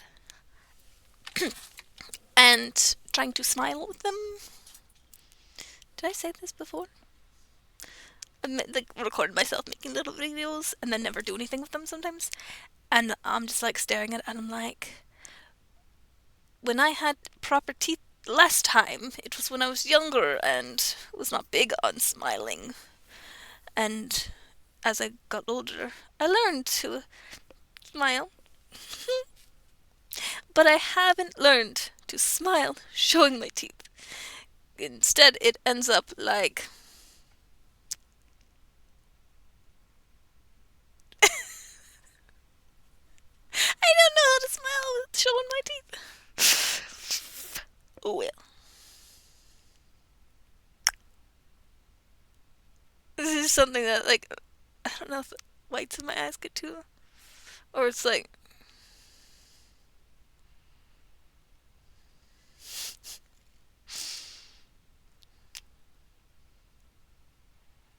This starts to be like right here, just like it goes in. And I got like angry.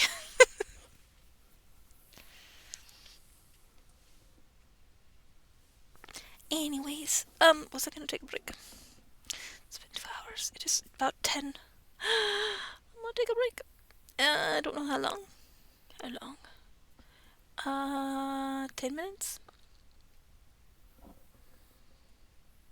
Hopefully not longer than that. Let's see. Let's time it, shall we? It is 9:50 according to my phone.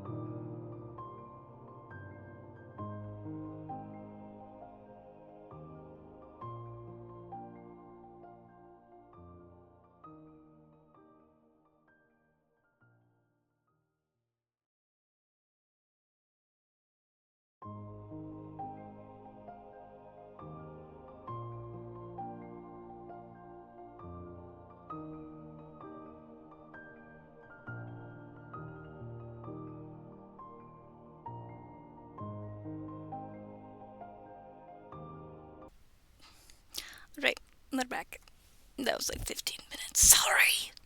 I don't know who I'm apologizing to. But, yeah. Now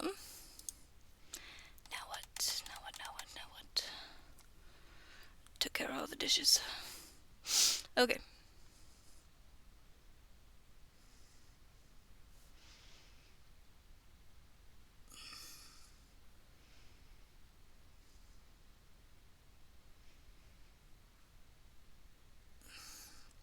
This feels like a fake story.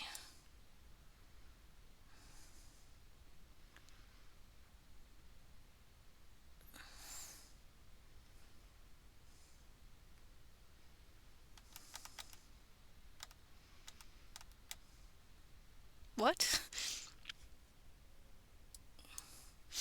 Would I be the a-hole for keeping expensive collectibles I found in my new house? I recently bought a second-hand house. While exploring... A second-hand house? Who calls it that? While exploring, I stumbled upon a hidden room behind a false wall in the basement, which is why I think it feels fake. Too fantastical to be real. Inside, I found what looks like a serious collection of rare coins, vintage watches, and old art pieces. I had no idea this was here. It wasn't mentioned in the sale. I'm excited and curious, and honestly a little tempted. I told my neighbor about it. They immediately claimed the items belonged to their family, saying they were lost years ago. I checked my paperwork. The house legally transferred to me, and there's no mention of these items in the sale contract. On one hand, I technically own the house and everything inside of it. On the other, taking the collectibles could destroy my relationship with my neighbor. And maybe it's morally wrong. If they did belong, well, I would say make them write a comprehensive list of exactly what's in it. But that doesn't necessarily mean anything. They could still have known what the old neighbor had. Taking the collectibles could destroy my relationship with my neighbor. And maybe it's morally wrong? So, would I be the a-hole if I kept the collectibles, since I legally own the house now? Or should I return them to the neighbor, even though there's no proof it belongs to them? Yeah, no, keep them. If it's real. Why would they be your neighbor's families? 1. Don't tell anyone else about this until you have spoken to a lawyer. 2. Get a lawyer and have items appraised. Facts. Neighbors jumped way too quick to claiming it's theirs. Lawyer first, convo later.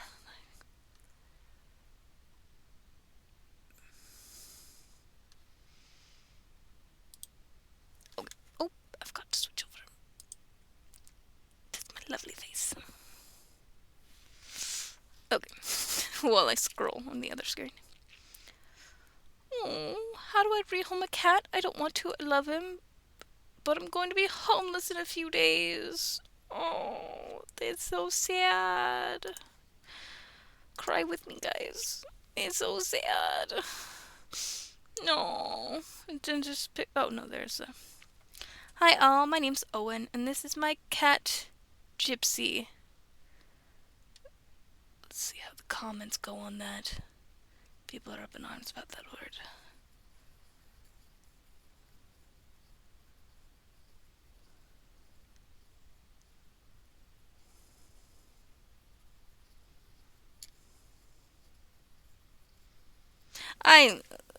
We're going to digress, and I'm going to talk about the word gypsy.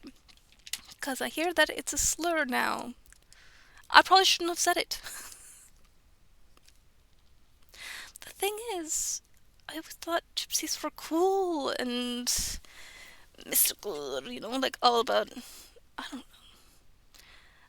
I would never have thought it was a slur. I thought it's a lifestyle, and I don't know. I might need to look more into that. Because it's like, oh, it's a slur for Romanian people. But I didn't think... I thought it was more like a, like Amish. Or things like that. It's like a way of living, not an actual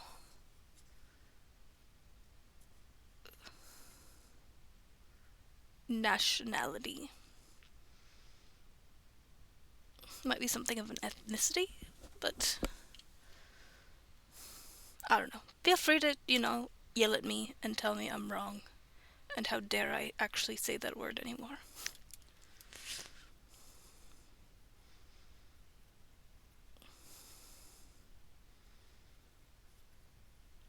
Oh, I wonder. I just started thinking about the movie, The 10th Kingdom. If people know what that is. Because there was, as that movie called them, gypsies. I think they called them that.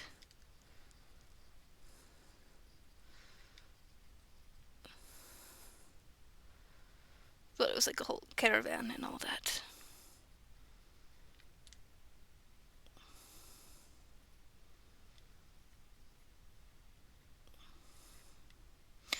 I don't know. I don't get it because I could see, yes, I could see people using it as a slur, but I don't feel like it is, and I have no right to speak on it since it's not applicable to me. Other than that I like new age type stuff and all that, and would totally down to join a group of, what do we call them now? People who are like nomadic and are like into tarot and spirits and in a traveling caravan and dressed in that style with all the um not bangles, but what, it's kind of like bangles, like belly dancing. That's this whole vibe in my head, and like we just call those people, anyone who's like that, Romanian now. What? Help me out, please. I don't mean to come off as offensive. I'm just ignorant. And I like to learn more. I just, and I get very pedantic, and I want to know exactly why. And that's gonna be because being neurodivergent. If you can't explain me why, I can't rationalize to be able to change. Unfortunately. I mean, I try, but I'll always come back and think, why? Why is this? And it's just a lot easier on my brain power. I can't just ignore it. It's not gonna go away. I'm always gonna be like, but, huh? Huh? Okay. Oh, this is from a cat named Gypsy. He's 8 years old and was born on my bedroom floor. He's the best cat in the world and the only family I have left. I want to make sure he's okay wherever he goes. I don't want to rehome him, but I feel I have no choice. I've never rehomed an animal. I don't know what to do. I've had him since the day he was born, which was April Fool's Day 2017. Due to disability, I am being pushed on to my property on the other side of the country. I will have to traverse this distance on foot or by bicycle. I hope somebody just says, hey, let me get you the money to get there and bring your cat with you. I don't have the money, but if I had money. If I had money, I'd be giving it to people who would actually just be abusing my kindness, unfortunately. Hmm. Um, wouldn't even attempting to bring him wouldn't be fair to him whatsoever. Can someone who's been through this please help me? What do I do? How do I find him a safe, healthy, and happy home? And how do I keep going after that? if you're in San Francisco, CA, I don't mind taking care of this good boy. I have 2 other ones, and they live like princes. I'm so happy.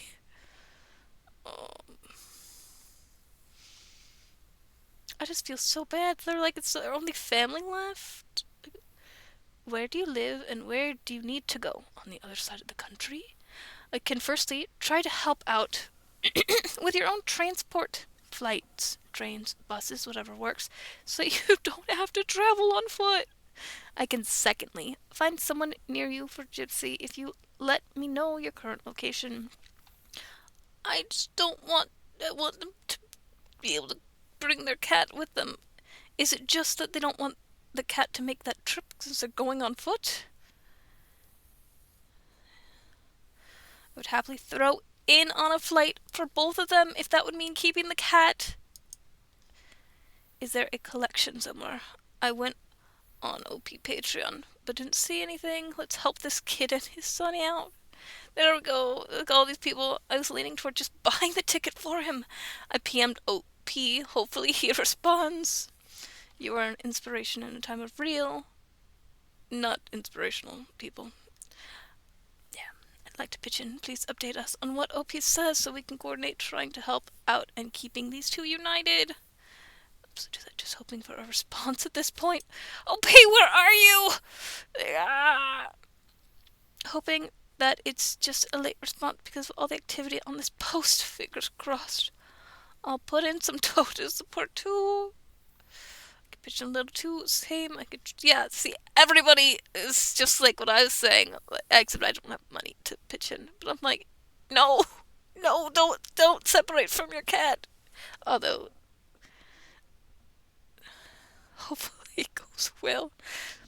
I mean,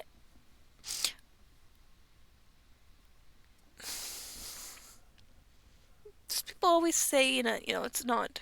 Sometimes cats will develop issues if they move so far away.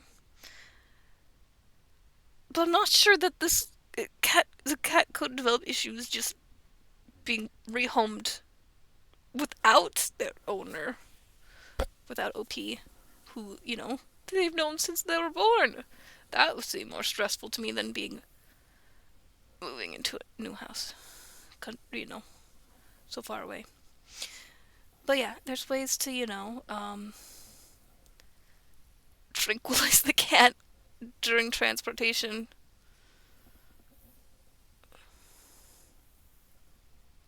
Yeah, I hope OP doesn't get separated from their cat. Especially they said it's their only family left. Watch, this is not happening at all. OP is just farming for money. It's, I'm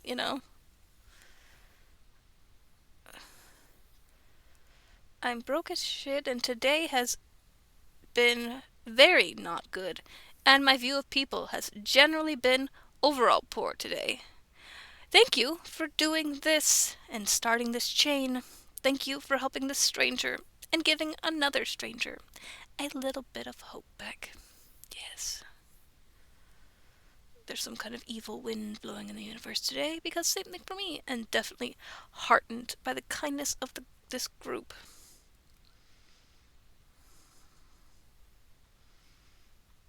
Yeah, OP never hasn't responded. It's got a Patreon linked in his bio.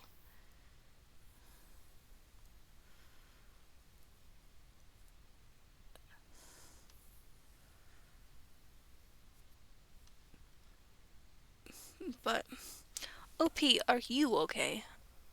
Oh, from a mod. I know this couldn't have been an easy decision. Are you on social media, i.e. local Facebook pages? Or is there a rescue or someone humanitarian that may be able to help with relocation efforts for you and your kitty? I can't imagine having to traverse thousands of miles, let alone while, as I saw in your comment, crippled. Oh, they just say disabled, but, what have you tried so far in terms of effort to find a new home or someone to help with both of you? Editing to add, I'm in Ohio, USA, and have friends all across the world that I can have help. If you don't feel comfortable blasting your location here, please feel free to PM me via my personal DMs, and I will do what I can to help not just you, but sweet Gypsy also. Oh, actually, nobody said anything about the cat's name. But it was...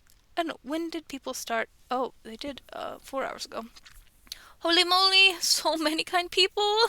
I'm sorry I have not been able to respond sooner. It took me 5 hours to get to a place to eat, but I'll start responding to y'all now. I'm so sorry for the holdup. That was 4 hours ago. Edit your post so you get the information out to those wanting to help. Reply to the top comment.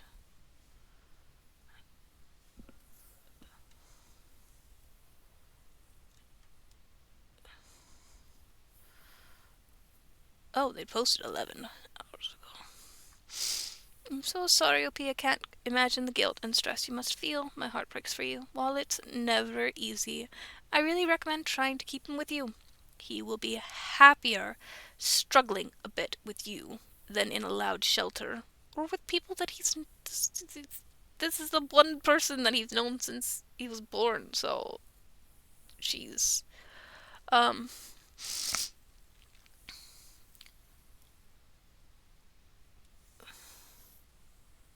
However, if you must, I recommend local rescues. I wouldn't recommend Facebook as you never really know those people's intentions. I'm trying to leave him with a friend, but I don't have many of those.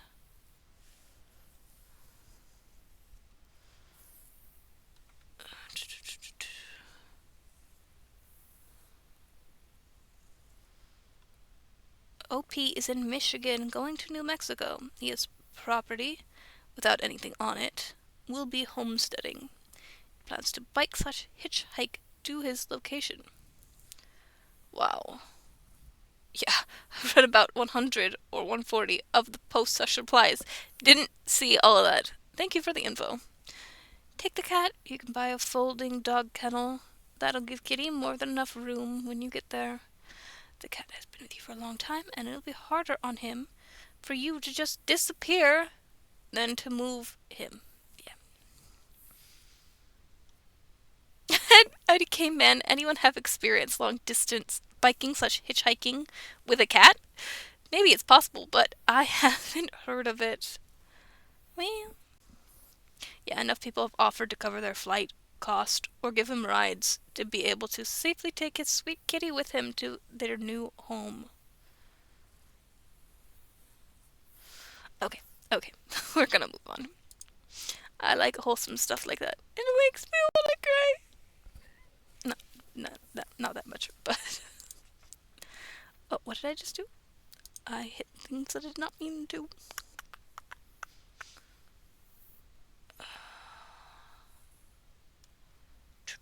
I got this Oreo pie pudding mix stuff. I'm gonna eat some of it while I find a new post to read.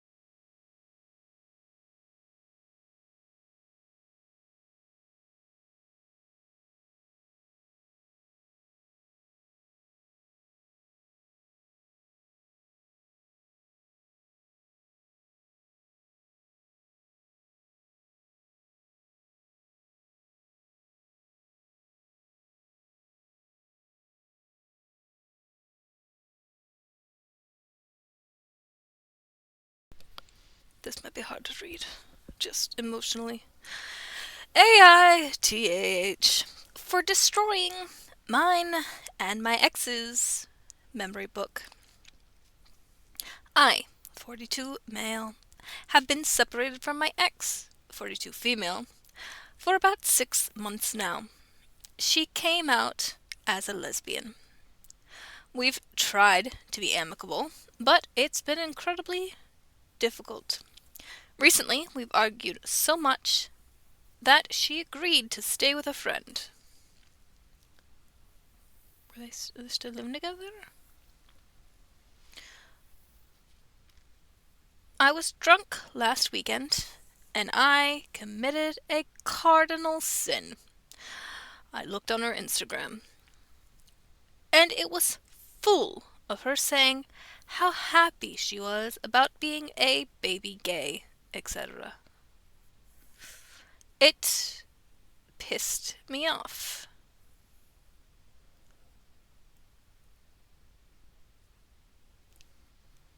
Why? I mean, why? If you ever loved her, wouldn't you want her to be happy?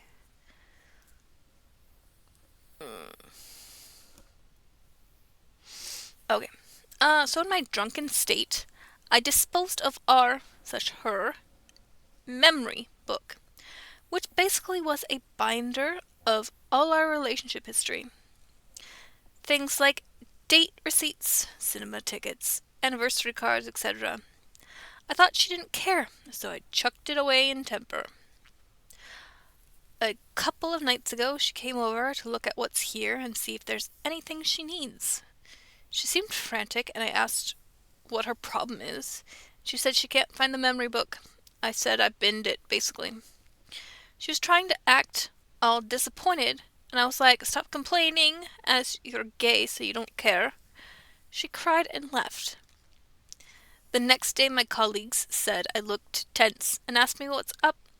I told them, and one colleague in particular said I came across as a dick. I told her to fuck off. My manager intervened, and he wants to talk more officially next week. AITAH for destroying the memory book. A little bit. There's other things in here that I don't like. I also don't know if this is written by AI. We will read the comments in a moment. But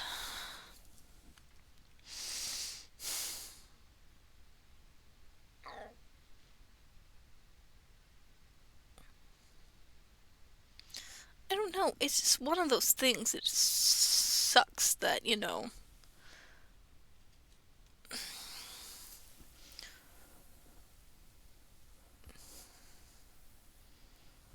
that, you know, did it even say how long they'd been together? Are they actually married? I don't know. There's a lot of info missing.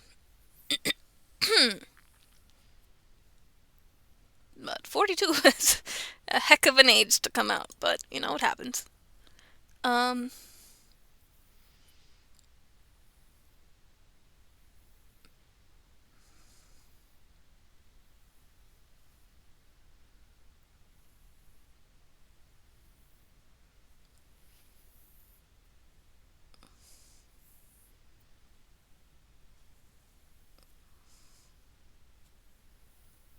I don't know.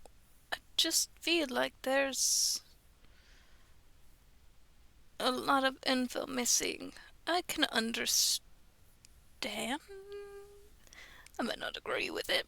But I can understand why OP would be upset. But I think they're taking it too personally. And which is hard when I don't know how long they were together, but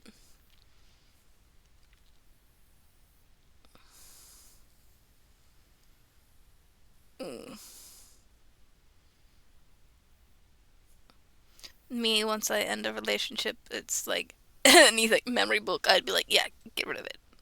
Unless it has memories that isn't just the relationship, and that's where he would be the a-hole.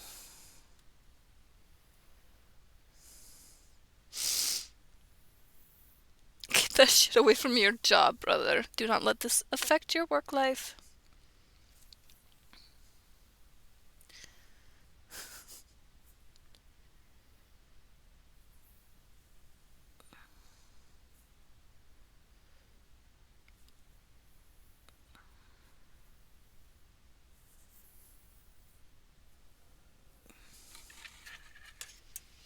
Hmm.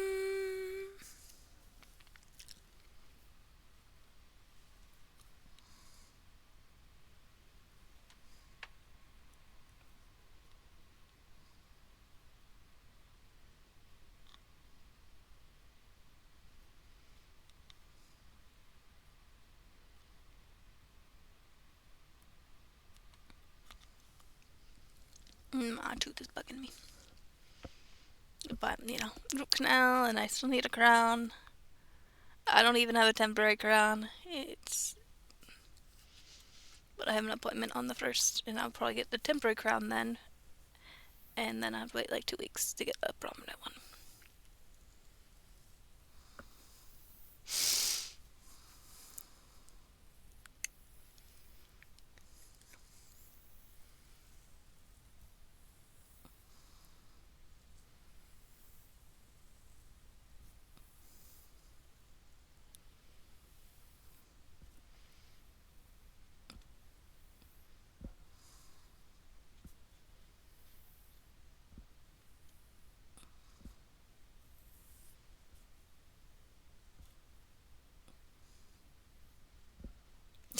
Unfollow her Instagram and all other social media of hers. You'll be fine. Exactly, you can't move on if you keep reopening the wound. Repeat after me. I'm having a tough time at home. I don't want to talk about it. I would rather focus on work. That will take you very far.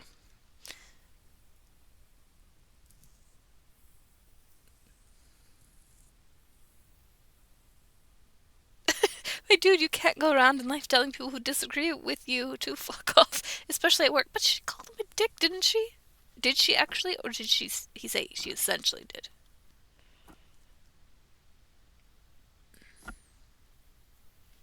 Well, they said he came across as a dick. Yeah, I don't know.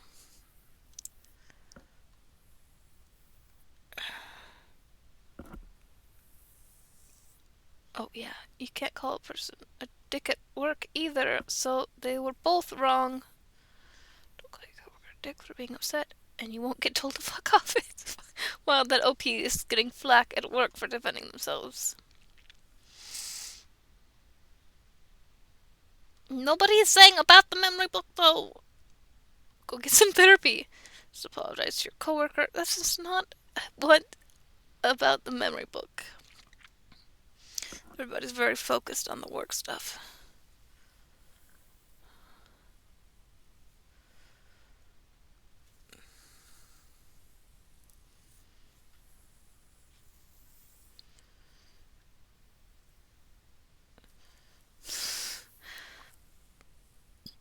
I understand why you did what you did, but the fact you did while you were drunk reflects poorly on you.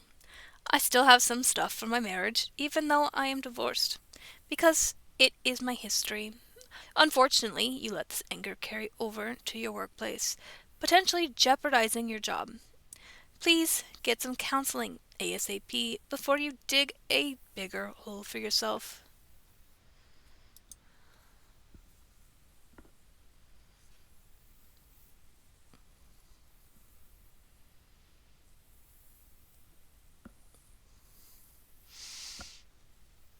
Info. You say it was hers.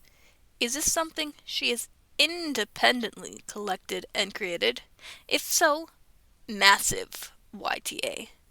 Just because she only now has come out and allowed herself to be herself does not mean your history doesn't count. It doesn't mean she never loved you. You destroyed a massive part of her life out of spite. And unless you were a major part of making it, you're the a-hole. NTA for throwing it away, YTA for being better and unprofessional at work. I almost want to say the other way around. Yeah, at work, I guess you're supposed to be professional. It can be hard.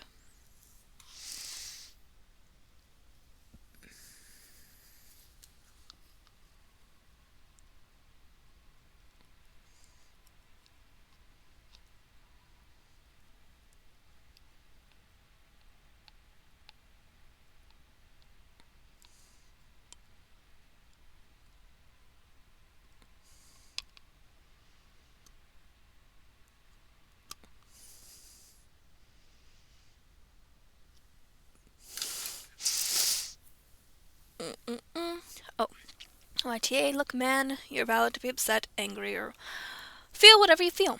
However, it's not okay to destroy any possession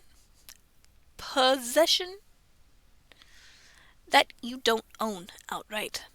It's not okay to bring up someone's sexuality as a negative thing.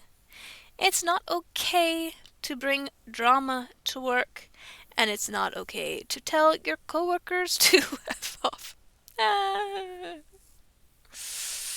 OP, I'm sorry your marriage fell apart because of her coming out. But if you don't get a grasp on your feelings in public, life is going to F you over. If you can't do this alone, get some help. Are you and she married? If not, when you say separated for 6 months, is that meaning broken up or living apart? You said she recently went to stay at a friend's. If you've been truly separated for 6 months, living apart, then you are not the a-hole. If the book was that important to her, she would have taken it with her. If she just went to stay at a friend's a few days ago, yeah, your behavior makes you the a-hole. A hurt, an angry, and insecure a-hole. But still the a-hole. As for the coworker, you owe her an apology. Telling someone, oh, she said he was being... I don't know. Curse words beget other curse words. And we don't know what kind of tone she used when she said it, but...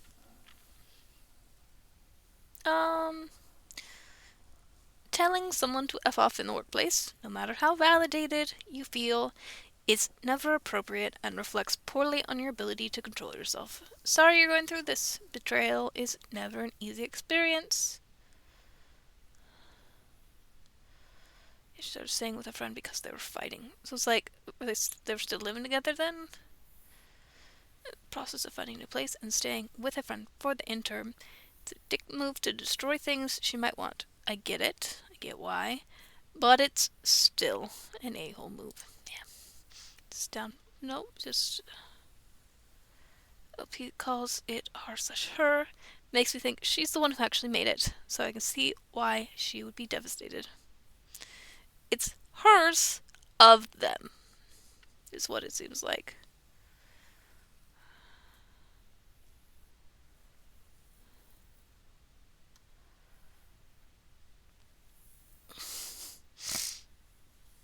Oh, wait. People who are getting divorced but can't afford to live separately until they reach their settlement agreement can be separated while cohabitating.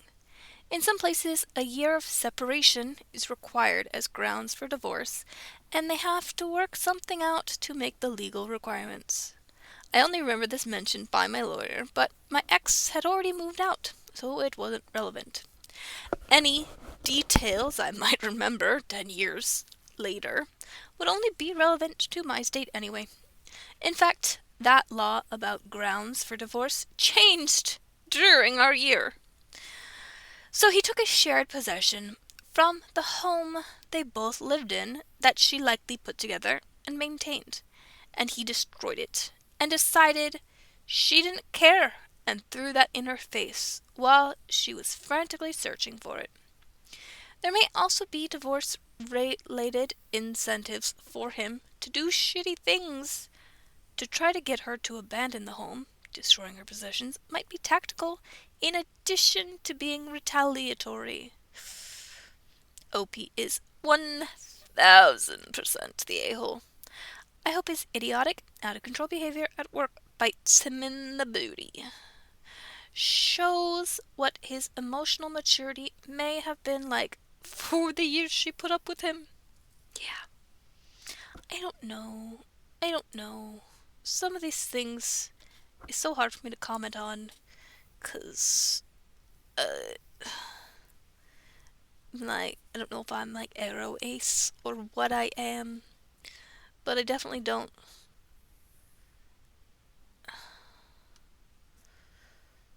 When I like somebody, I want them to be happy even if it's not with me. That's how I...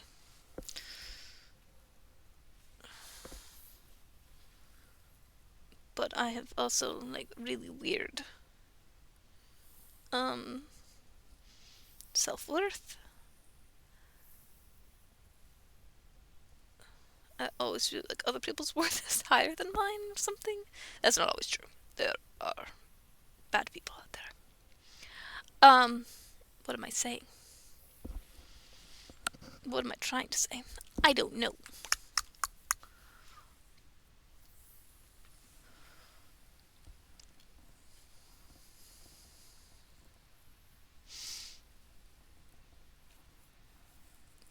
But I don't know. People's version of love to me is just out of whack sometimes. Like, if you're mad at her for, like,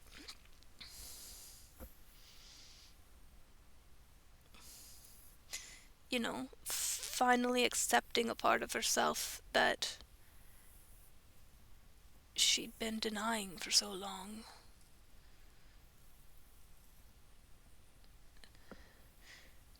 Did you ever love her in the first place?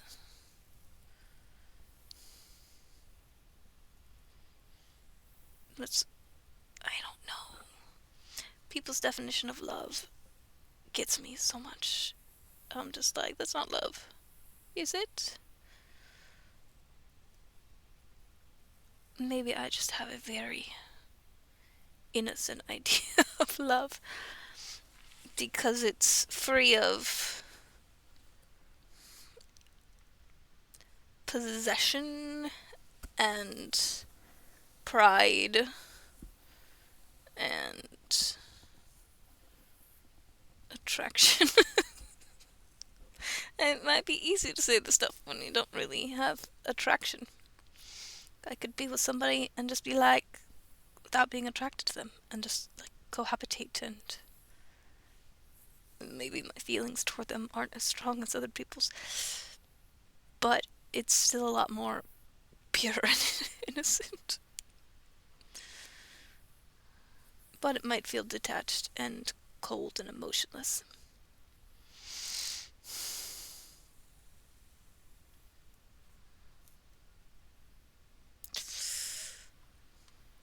I don't want to read that.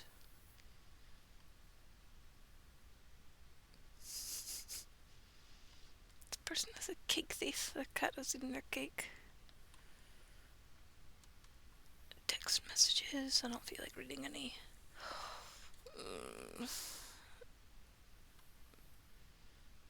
Just reading the titles and some things.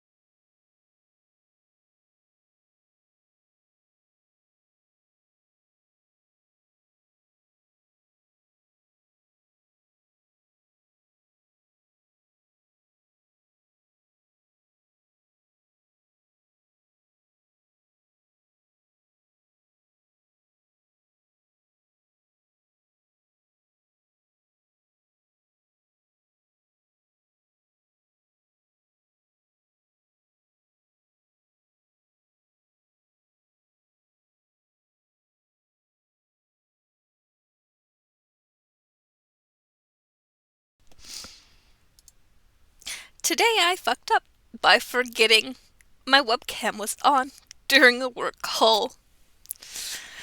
So, I work from home, and my team does these weekly check-ins. I usually just keep the camera off and stay quiet unless someone asks me something.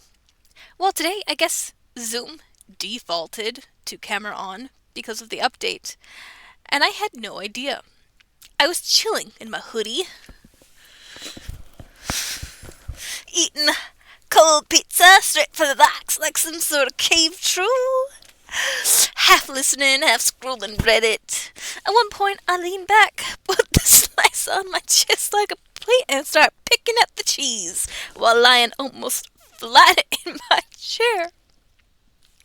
Apparently, everybody saw the whole thing. My boss goes, you comfortable there?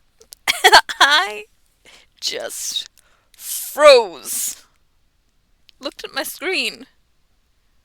And sure enough, my face, my greasy slice, my whole shameful posture was front and center. I front and center. I panicked, and instead of turning off the camera like a normal human, I closed my laptop.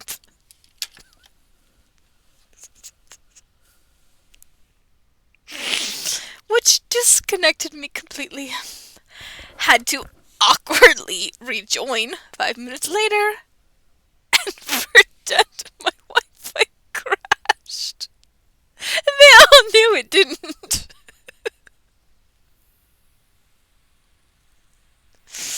Oh, I'm dead.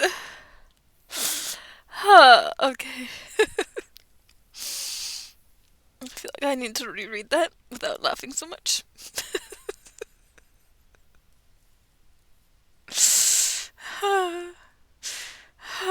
No, we're gonna leave it. I don't do editing. I should though. TLDR. Left webcam on.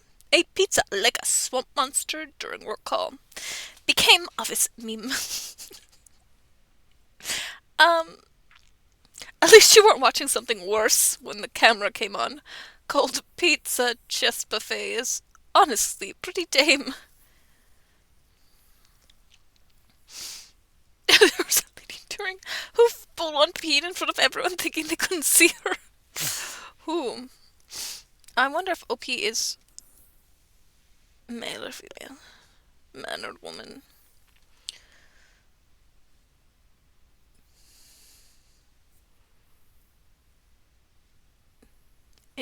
Just because of the whole pizza on their chest thing.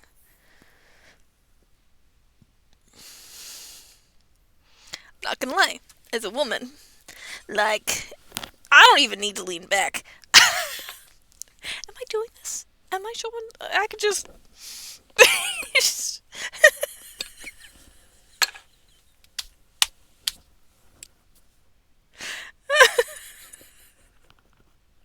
But as a woman doing that during a work call versus a guy, it comes across differently because boobs, you know.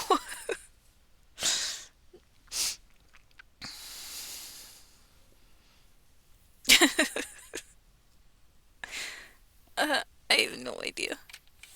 It's still hilarious. Very hilarious.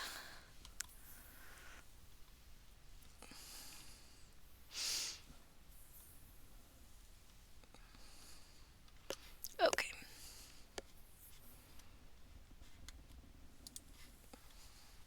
Find another, find another.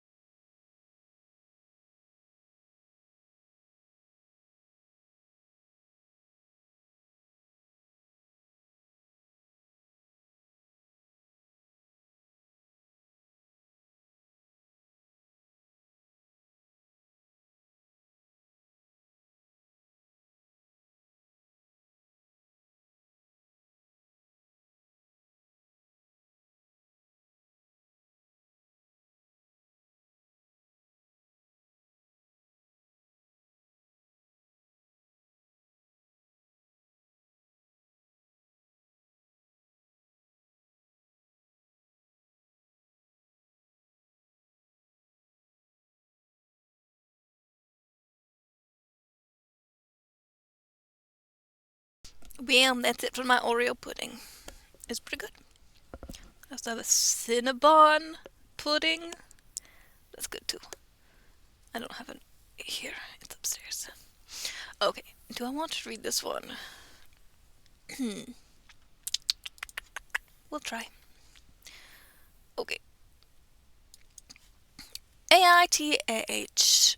For not having all of our grandkids in our will equally. It sounds bad. I know it sounds bad. It sounds bad. My husband, 62 male, and I, 59 female, have 3 kids. My stepdaughter, Kylie, 32, son, Jake, 25, and son, Dexter, 23. So, the 2 boys are her own children. The other one is her stepdaughter. Kylie is married to Mark, 35 male, and they have 3 kids. This feels like a math problem. Should read it as a math problem. They have 3 kids, 1 male, 4 female, 5 male. Mark's family is incredibly well off, but he works for his mom's company in an executive role, and Kylie is a dermatologist. Obviously, so proud of her. But they are incredibly well off financially, is what I mean. They have a full-time nanny, and their oldest goes to an expensive private school. Like a problem, word problem. I couldn't help myself. Okay. Jake and his wife, Marissa, have a 2-year-old daughter, Annie and Dexter. Jake and his wife, Marissa, have a 2-year-old daughter, Annie. And Dexter has 2 kids. This should have been Annie and Dexter. This should have been something. I just need a comma there. I don't know. Like a comma. And finally, Dexter has 2 kids. Hannah, 7 female, and Liam, 5 male. Are these their real names? You never know with somebody who's like a 59-year-old female. Don't realize I should be using fake names. Usually people don't give all of the. It's just a lot of names. Dexter has 2 kids, Hannah, 7 female, and Liam, 5 male, with his ex-girlfriend.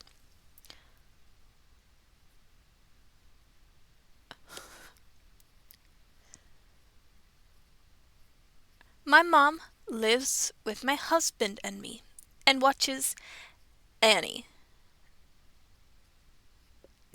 Jake's daughter, his only child, her 25-year-old son, the 2-year-old, while Marissa and Jake work, and drives Hannah and Liam, which is Dexter's children, to and from school, and watches them during Dexter's weeks. Oh, okay. Yeah, so he's got split custody. So when he has their custody, she'll watch them after school on those weeks. So we obviously see the boys' kids more, whereas we'd love to see Kylie and her family more, but they're always so busy. Kylie even admits she's bad about getting back to us and that they're busy. She doesn't have a problem with any of this. We had a family party this past weekend. Sometimes I'm just like, make sure my microphone is on. It is. Okay. We had a family party this past weekend, and it came up. My husband's sister Sandy and his mom were talking about school, and it came up that we're paying for Dexter's kiddos to go to a parochial school? near us. What is a parochial? Am I saying that right?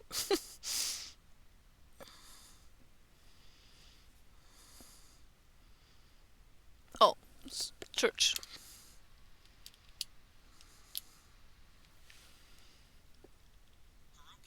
Parochial. Like relating to a parish. Parochial.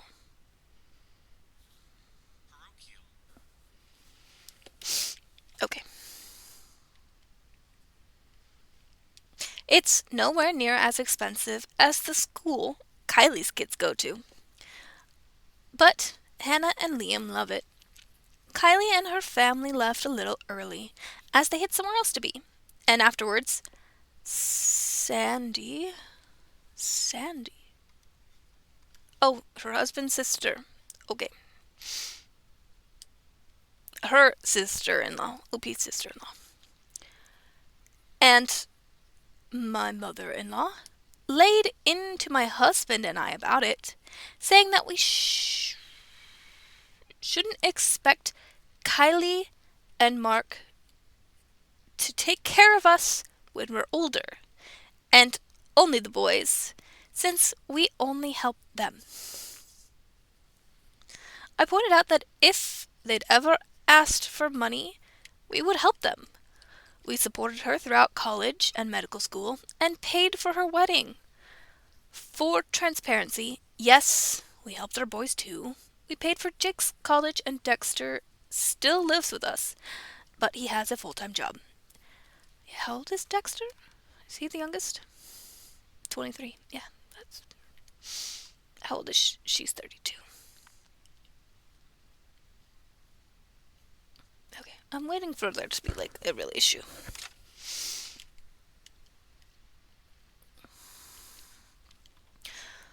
My mom offered to watch Kylie's kids when her oldest was born as well, but they wanted a trilingual nanny, and we think that's awesome. They can do that. What? But Sandy and my mother-in-law made us feel so bad. We love Kylie so much and don't want her to even begin to think we don't love her and her family. What is Kylie's bio mom? Is she still in the picture? Because Kylie is OP's stepdaughter, who's 32.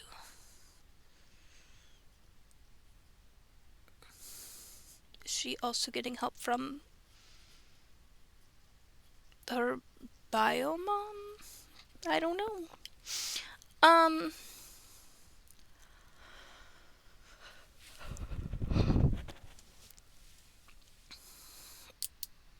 We love Kylie so much and don't want her to even begin to think we don't love her and her family.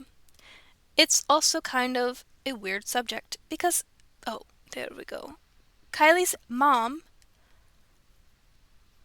dropped off some clothes for Hannah a few weeks ago and mentioned how much she'd been saving for Kylie's kids, and that my husband and I had discussed changing our estate to make it even for all the grandkids based on that. Yeah. We originally had it all equal despite everything, but even Kylie's mom, very diplomatically, was saying that we could focus on more personal stuff to leave Kylie's family, my late grandma and mom, collected a lot of... Or we could focus more on personal stuff to leave Kylie's family. My late grandma and mom collected a lot of mid-century modern furniture, for example, that I know Kylie and Mark love. We thought everything was fine and good, and we were going to chat about it with Kylie. But now my husband thinks we should just keep everything even and maybe offer to pay for things for Kylie's kids if they were anywhere near the same tax bracket as our boys. I would say hands down. Let me see that again. If they were anywhere near the same tax bracket as our boys, I would say yes, hands down. But that's not the case. I just know Sandy and my mother-in-law think I'm being a wicked stepmom. But they should also know I love Kylie so much and always have. So, should we just drop changing any estate stuff and keep it equal? Or am I thinking too hard about this? Jeez. Um, I'm still thinking about that last story. Now I want pizza. uh, oh, jeez.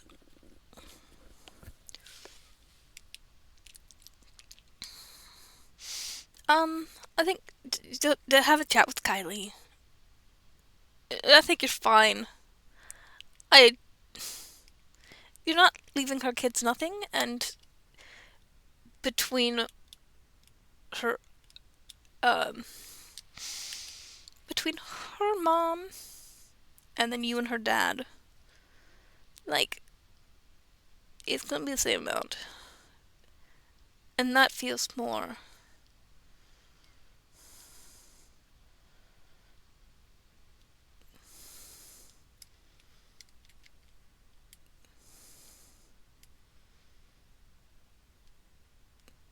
It'll all still be different in the end anyway because of the other set of grandparents. Because you know, did I hurt my voice?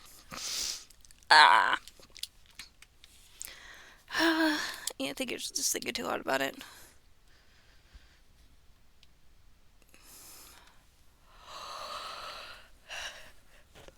Talk to Kylie, ask her how she feels. That's the only option that matters in all this. You keep mentioning how well off she is compared to your boys, but she's still your daughter regardless, and may feel some type of way about it. Have an honest conversation with her. I have feeling you have not had one since she became well off, and just tiptoe around the topic. She's still your child.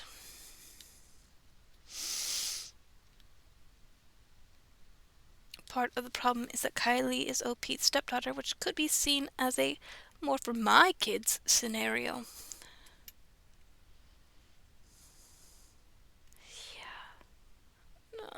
Yeah. There's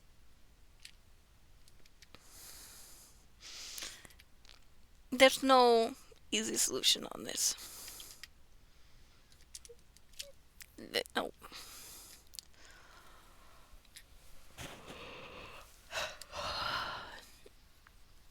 It's like I get why people would think that,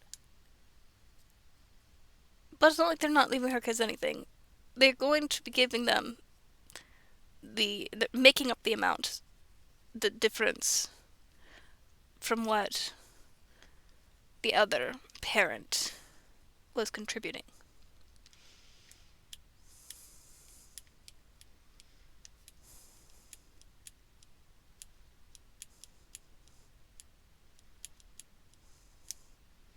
You know what? Don't leave any money to any of them. Give it all to charity, then nobody can complain that you're favoring anybody over. Don't do that. Yeah.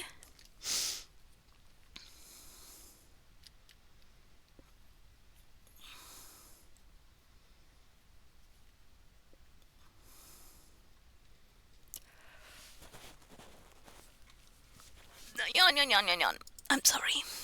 Why am I apologizing? I just do it. Mm-mm-mm.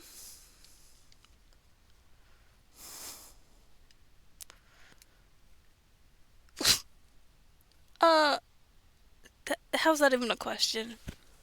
Some of the titles on these stories, it's so obvious just from the title. But I guess it's not necessarily about. Some people might not actually think they're the a-hole anyway. It's just about telling the story. This is a wild story. I'm gonna write it in this format so that people actually read it.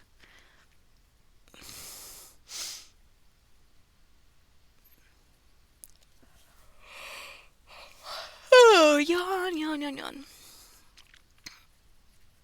I don't know, but some of them, if it's too obvious to me, I end up not reading it.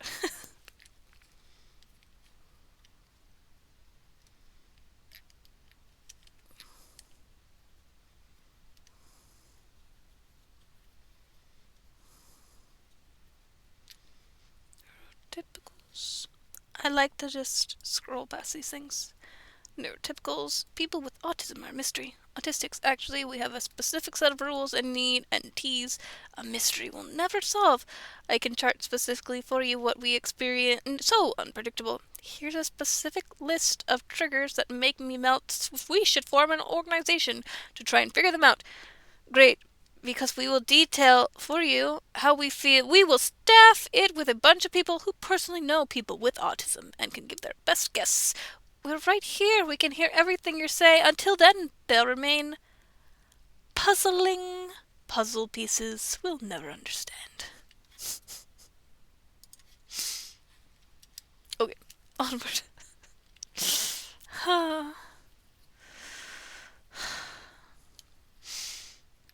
What? Today I effed up by telling my sister her kid isn't special.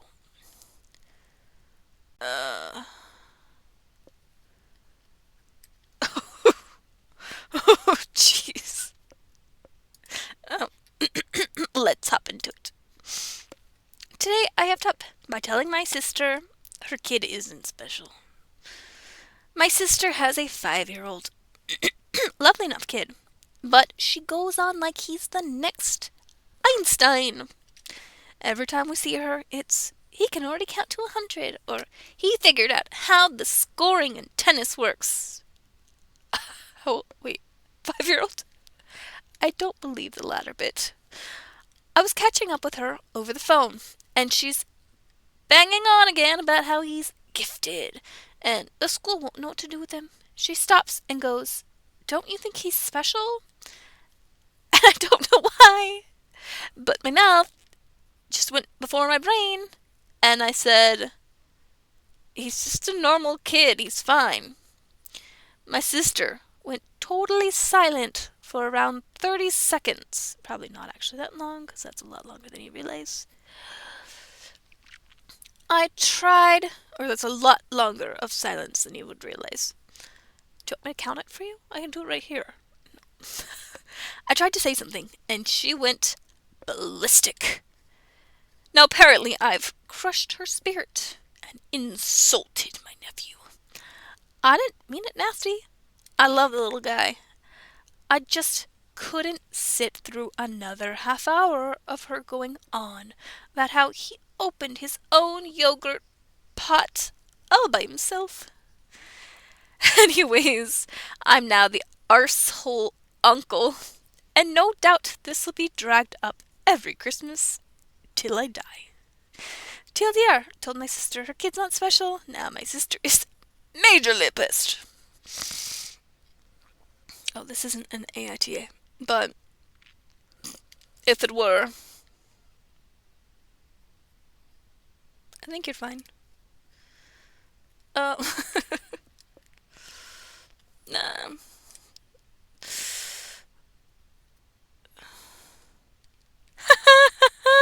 How old were you when you learned how to score tennis? 15, love. I got it. Can I do it multiple times? 10-ish.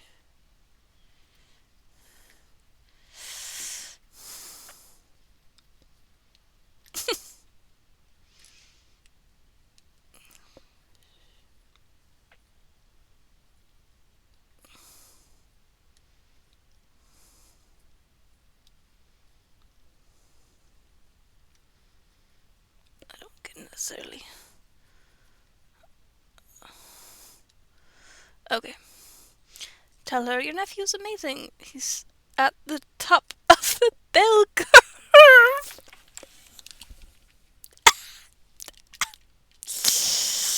Oh my gosh. Legendary stats insult. It's an average insult. Just mean.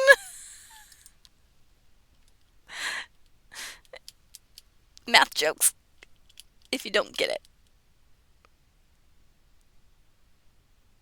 go back to college and take a math class. or or other schooling if you need to go lower than that.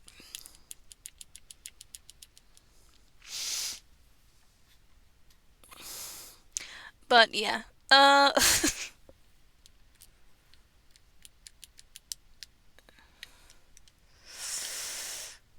Mm-mm-mm.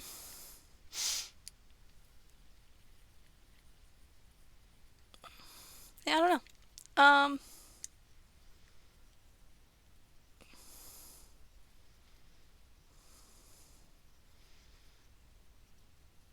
And I wonder how much experience OP has with other kids and yada yada yada. But it reminds me of my dad being like, "There's nothing wrong with you. You're no different than any of the rest of us." And I'm like, "You're saying I'm not special." It's all good. It's fun times. Fun times, guys. Fun times. And then when I was sitting, waiting for my root canal appointment, the topic of autism came up again. And then, because I was filling out the paperwork and it said yes or no for autism, and I'm like, question mark. He's like, oh no, at first I left it blank, and he's like, you missed one. And I'm like, yeah, I don't know. I haven't talked about it with my parents yet. Because being like 34, how do you tell your parents, like, um, yeah, I think I might be on the spectrum. I might be. I don't know. I was diagnosed with attention deficit, and there's a lot of crossover and overlap between the two. But also, the diagnostic criteria has changed since I was a kid, anyways, so. But then after that, he was looking it up on his phone, all the stuff. It's like, you might be onto something. I think he just wants me to be so that I can go get, like, disability money and stuff.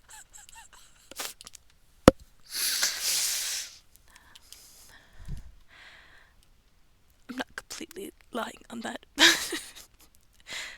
Yeah.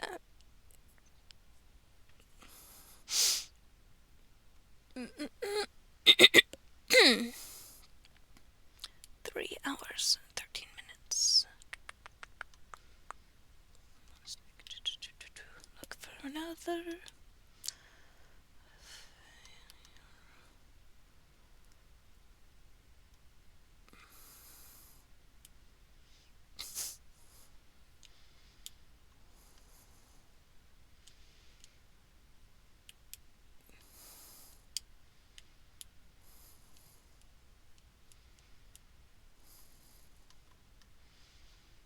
No, that's a cute.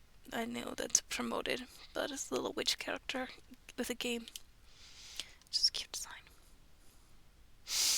Mm-mm-mm.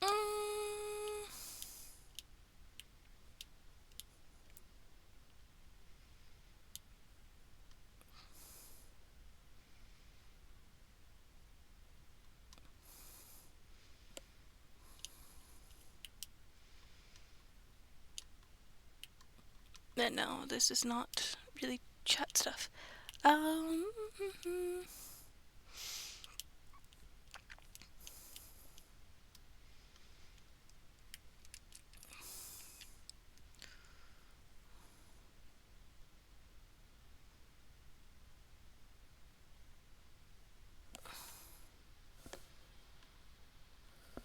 what?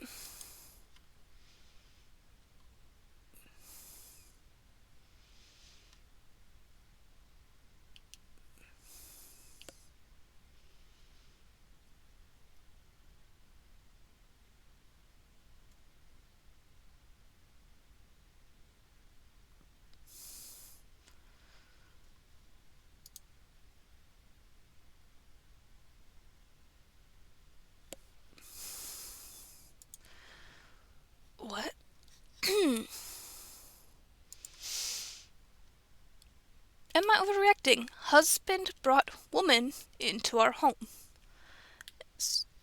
Hair? Hair?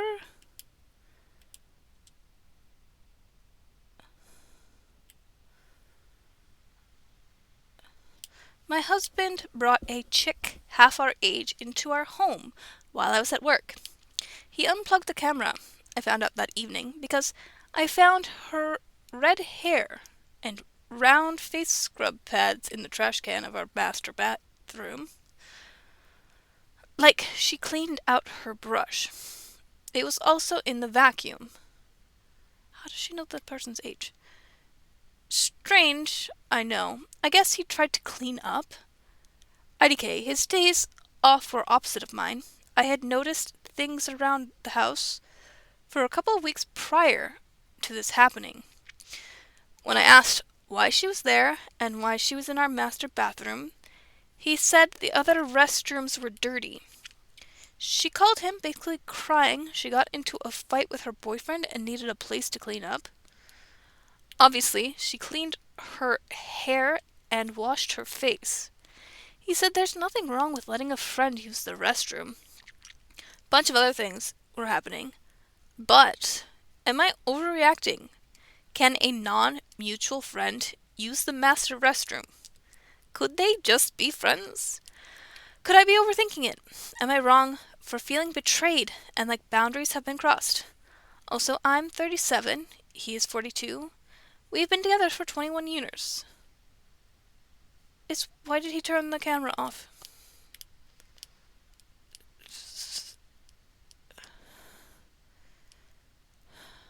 Why did he unplug the camera? That is very suspicious right there. Just like, this is all like clusterfuck. He unplugged the camera so she could brush her hair and wipe her face. No, this man is not serious and he thinks you are a fool. Why is he unplugging cameras?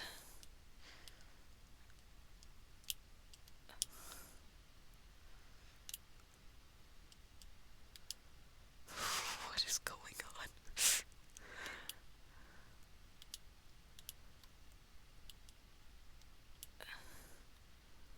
Maybe he's secretly cross-dressing when you're not home in hopes of being a pretty lady one day. This was part of his wig he was detangling. Please don't attack me. I'm literally trans femme and also hope to be a pretty lady one day. Yeah, but it sounds like he admitted that it was. Like, part of it, the way it was so clumped, I'm like, is that actually hair? I almost thought it was like something odd, like fishing line or something, and that this was going to be like a bait post. But I saw it in the trash, I'm like, it does look very wig-esque when it's sitting there in the trash.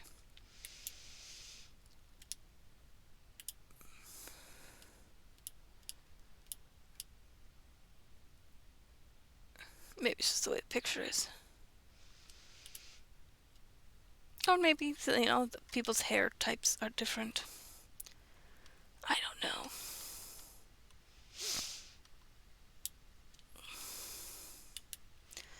Now I really think her husband is cross-dressing. Why did he mention, and how did she know the person's age? It seemed more like she'd seen the person. I'm ashamed to say I zoomed in to check for split ends. No, I really think our husband is cross-dressing. That was literally my first thought. This looks like synthetic hair, not natural detangled hair from a brush. Yeah. Didn't look for the little nub that is left when hair comes out at the root. And there weren't any. Think you all might be onto something. So I wasn't the only one who thought it looked like fake hair. Explains the unplugged camera.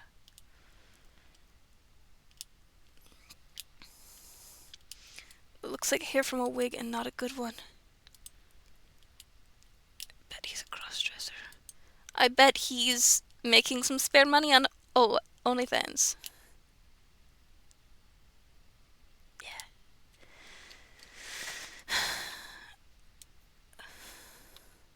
Surely he'd make sure to get rid of the hair without his unsuspecting wife finding it, if that was the case. I mean, you would think the same if he was cheating and I don't know. That's my thought as well. I saw that hair and it looked like wig hair. Like, I bet he's dressing as a woman and doesn't want her to know probably why he left the camera as well.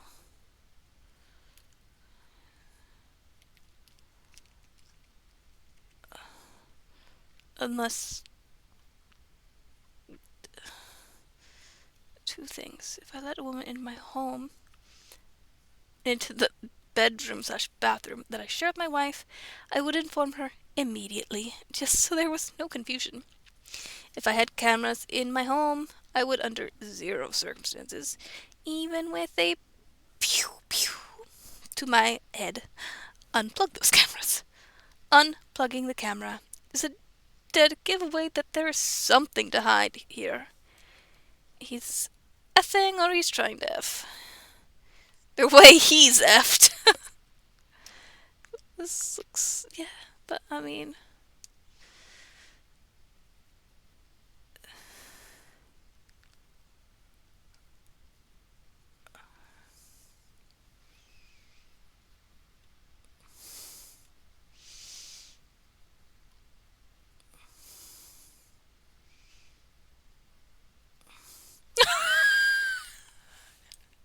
I didn't even notice. I felt that white ain't no bag in that bin. Raw dog in the trash can is wild. It's possible that in my dad's room that his trash can might not have a liner. I could never. I make sure to line my trash.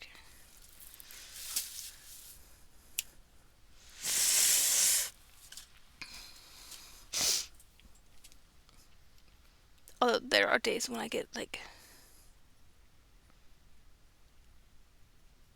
bad days.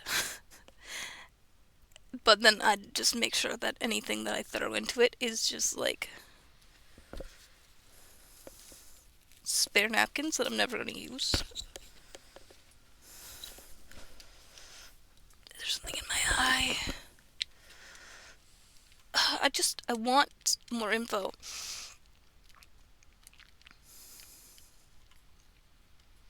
But how does OP know the age of this person? Oh, it's all fake.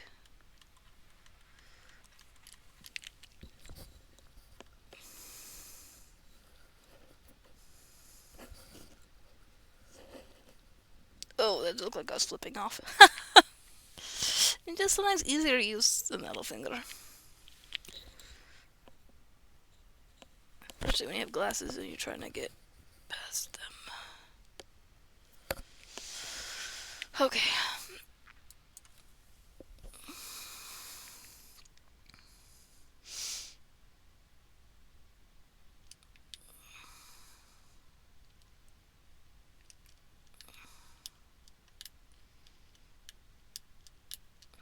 Well, this definitely felt like it was leading up to something. How do you know this person is half their age?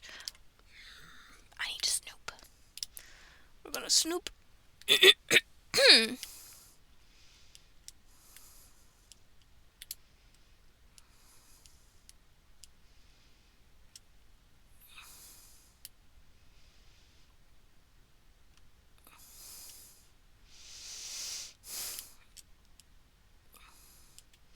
We've seen her before. My daughter had described her to me before this happened. When she went into her dad's work, when I found her Facebook, she has red hair. Yes, he said it was her. Then why is this hair fake? But she could be just wearing a wig.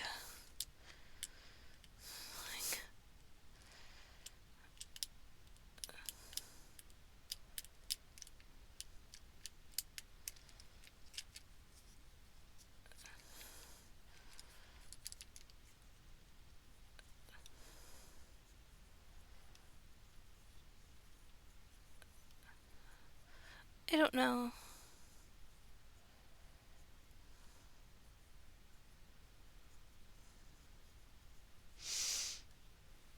Reddit age one day.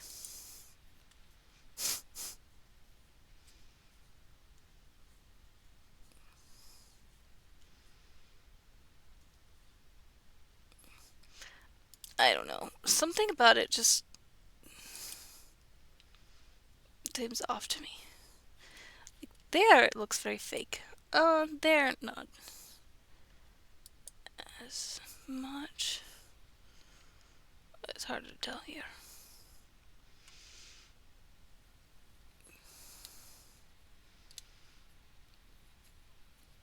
But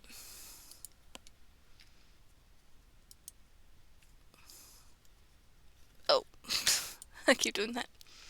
Hitting back again. There's a legal cat advice.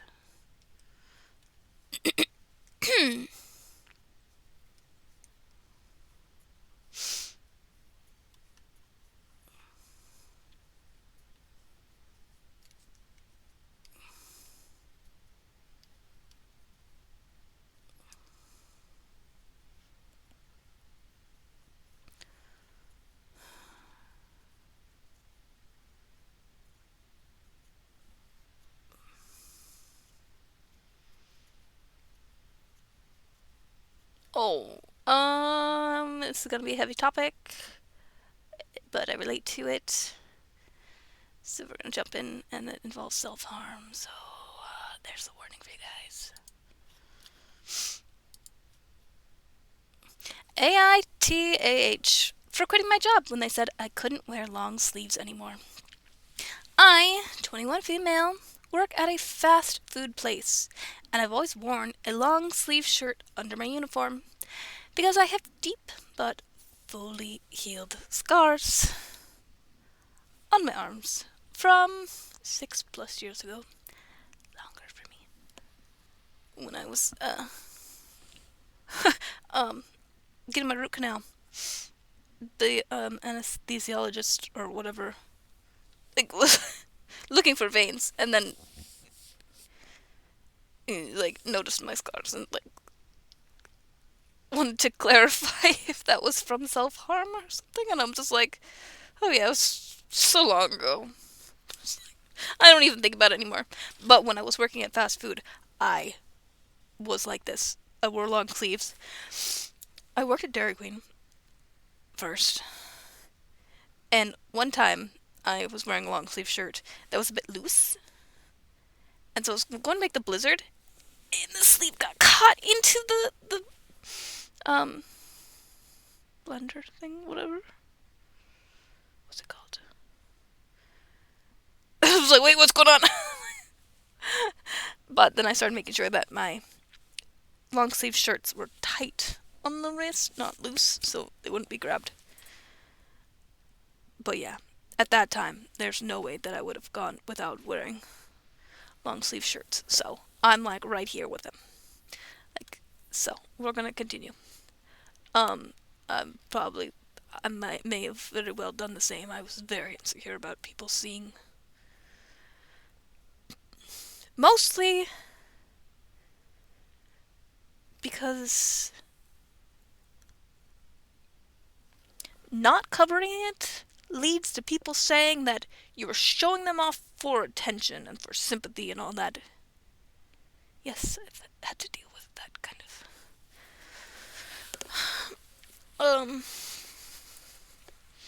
As I take my own coat off. It's gotten warm in my room because of the computer. But I can't even. They're all white now, so. It is what it is.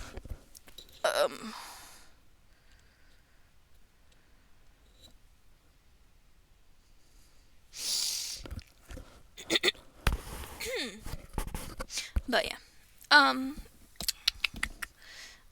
It's something I'm really insecure about. I kind of want to start over.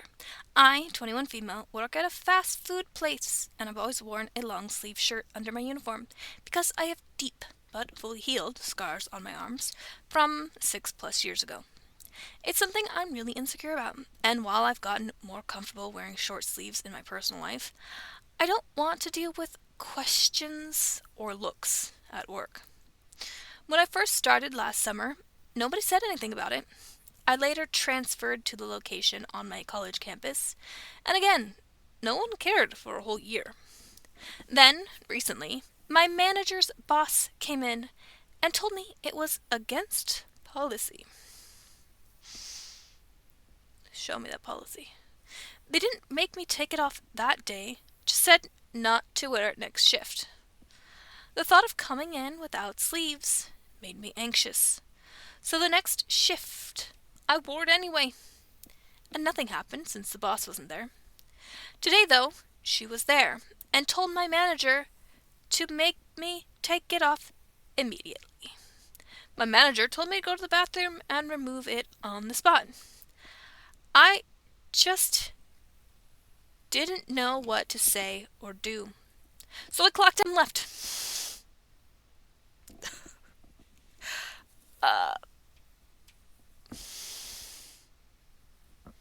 I feel it. I feel it. I've had those, you can't figure out a solution. Oh, is that like autistic elopement? I never would assume that OP is autistic. But that's the thing. When we feel uncomfortable, we just leave. I say we. I have not been diagnosed. It's okay, though.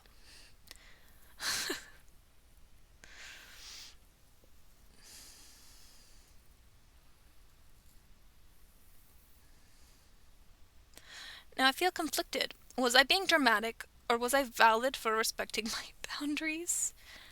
I do have a job interview lined up for a non-fast food job soon. It's probably shouldn't have just clocked out. You probably should have just had a conversation with your manager, and which is difficult. I'll admit it's difficult. Yeah. I mean, I don't. Update. They want me back with the sleeves. IDK how to feel, but I'll take it. Yeah. So long as they're tight enough to not get caught on anything, that's where, when I was working, management was fine with it. So long as they're tight enough to not get caught in anything. Let me add, I messaged my manager personally after the fact. Oh, okay. I didn't just leave without a word. She gave me an ultimatum, take it off or leave, not sit there on the clock and explain. Again, I told her after, but she gave me a choice. And even when I left, okay, so she didn't just leave. Even when I left, she respected my decision. We have a great relationship, but her boss said, no ifs, ands, or buts. I definitely will take this as a learning experience. I'm good at communication, but my scars have always been a touchy subject. I feel ya.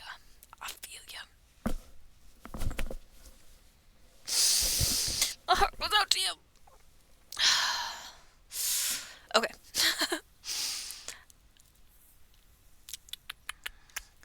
I would have never thought in a million years that this would happen. So I froze up and didn't know how to take it. I get that. Like, if I have not... If somebody messages something that I'm not expecting, I don't have, like, a prescript on how to respond, and it takes me a lot longer to, like, first analyze what they're saying, figure out what the proper response is, figure out what I actually want to respond, and then find a middle ground, and by then, it's just been so awkward, and I'm like, is it going to be more awkward to respond now, or just to pretend like I didn't even read it, or something? Are they still there? Are they still waiting on a response? But, that's not... In real life, it'd be obvious that he's staring at you. But I also can't communicate, like, wait, my brain takes too long to process. My brain is overloaded. Let me think. Let me analyze this. What's going on?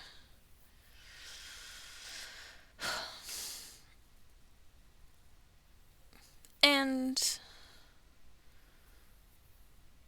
at least I'm aware of this stuff now. I'm like, oh, I could probably just say that, and people might be like, oh, that's what's going on, instead of assuming anything else.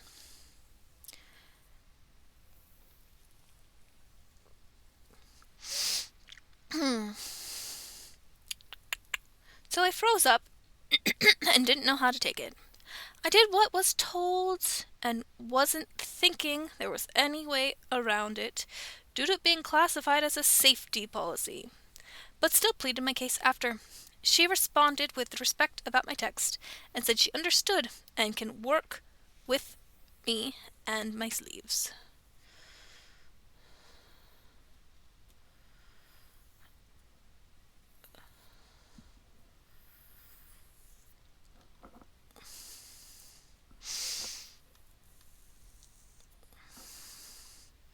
I am going to leave a comment.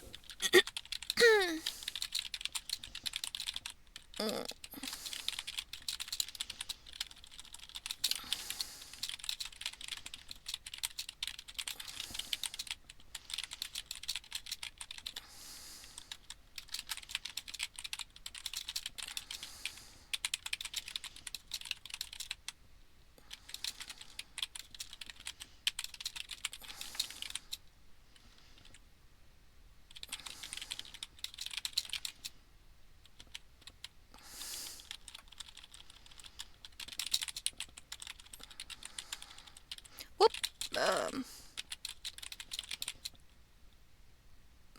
I don't even remember the word for it.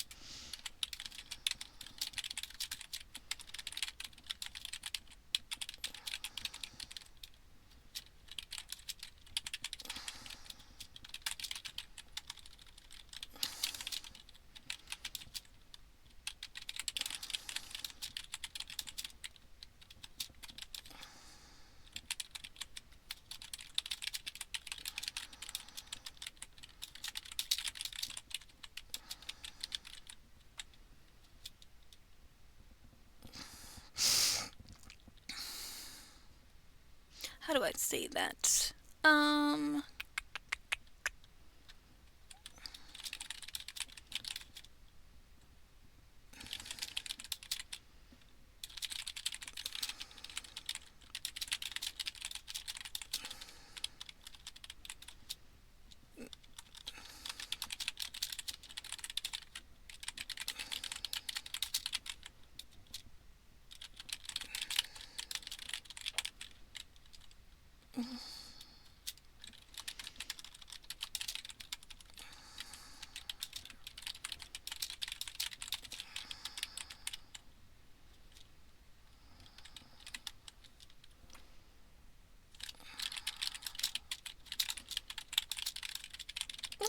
Yeah, sure, let's go with it. Healing energy.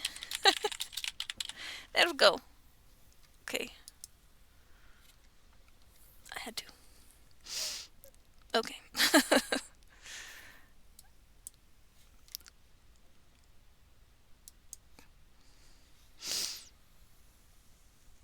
Okay.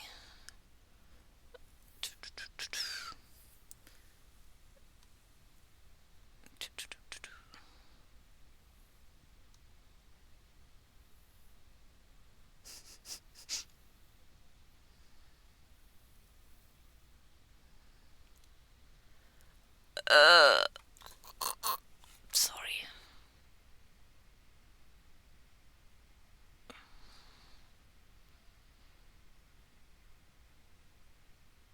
Oh, jeez.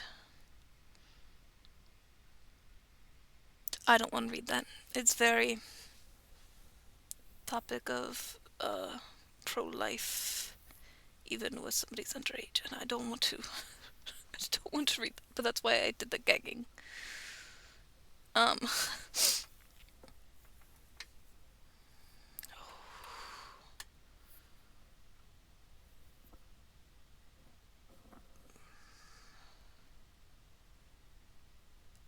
uh,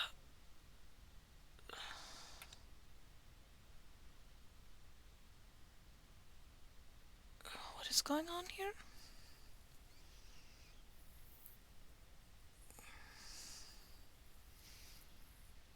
I don't know how this is gonna go, because I can't read it all before reading it. um, not sure if this is implying what it feels like is implying, but we'll give it a try. AITA for wanting to block the man who married my sister-in-law after my brother suddenly passed away. I've always been really close with my sister-in-law, Allie, and her girls. We are about the same age and had similar struggles with our kids and would share stories and advice over a glass of wine. A few years ago, my brother, Scott, collapsed in his yard and passed away. He was only in his 40s. We were all heartbroken, and I did what I could to be there for Allie, since her kids were still young, while struggling through my own grief. We sat and cried together so many times after this happened. A few months had gone by, and I started noticing her being happier and less stressed. I asked what was going on, and she told me that a neighbor of theirs have been really helping her through this, and being there with phone calls and texts, even in the middle of the night, when she couldn't sleep. I asked which neighbor, and she looked at me shyly. Oh my god. This person did not put paragraphs anywhere. This is run on.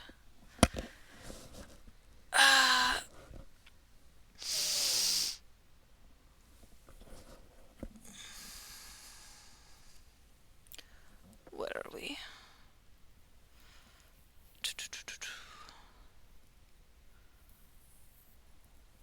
I asked which neighbor, and she looked at me shyly and said the neighbor's name. Let's call him Lucifer. She told me that he has been coming over and just sitting with her and taking her out to eat to get her out of the house, making her feel loved again. I tried to hide my alarm and shock.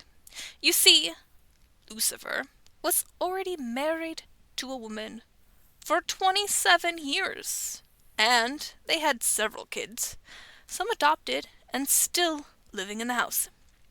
He was also many, many, many years older than Allie. I saw she was... Why do they keep putting Allie's name in quotation marks? Choice was made there. Okay. I saw she was enjoying his attention, but I reminded her that he was married and to please be careful. I felt like they were just pissing all over my brother's memory. It only took a few months before he left his wife of 27 years and filed for divorce. Can you guess why? Apparently, they had started to fall in love with each other, but Allie didn't want to proceed until he was officially divorced because it would be a sin to date a married man. My blood boiled and I saw red. She jumped in with, but you don't know what he has had to go through in his marriage. His wife has been emotionally abusing him for years. I couldn't say anything, because I was so furious that she could be that blind. She's extremely smart, and I never thought she would fall for something so stupid. But I guess grief makes you do stupid things. I asked how her girls felt about it, and she got sad and said they didn't like him and didn't want him to be around. And then she said, but if they only knew how kind he was, they would change their mind. I kept my thoughts to myself, but tried to get her to see the light. A few months later, they were engaged. It was a small service that only a few were invited to. Her girls told us that they were doing everything they could to make him miserable, which is upsetting for Ellie. Apparently, after they got married, Lucifer started insisting they call him stepdad or dad. He was also trying to tell them what to do. Remember, it's only been about a year since their father passed away, and they were preteen/young adults. I decided there isn't much I could do, except keep being there for the girls as much as I could. Every time we got together, Lucifer always seemed to be mad at me for something I said or did. One time, Allie told me that he acts that way because he doesn't feel like you really approve of our marriage. It's because I don't. Without thinking, I said, I didn't. But followed up with, but it's done, and I'm not going to try to tear you two apart, and will always be here for your kids. I guess Allie told Lucifer, because after that he just went into his room every time I came over. Mission accomplished?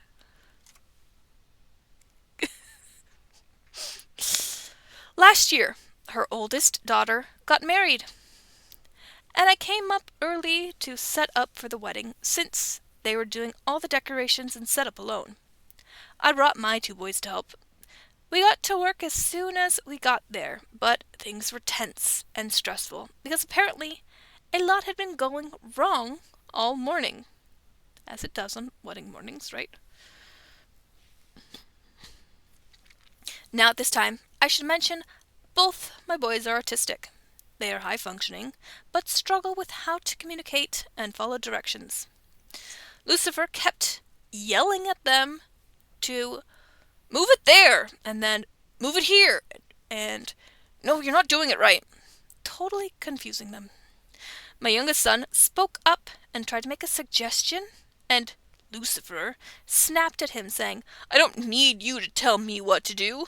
Just keep your mouth shut and do as I say without talking back. Oh my god, I hate this guy. Now I see why OP hates this guy. Buddy! Buddy! No.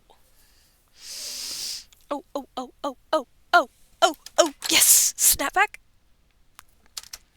I turned around so fast, I caused a dust storm. I was going to say something. Oh, but then caught the eye of my sister-in-law, who looked mortified, and decided against it, since I didn't want to cause a scene at my niece's wedding. I don't know. Was that the right move?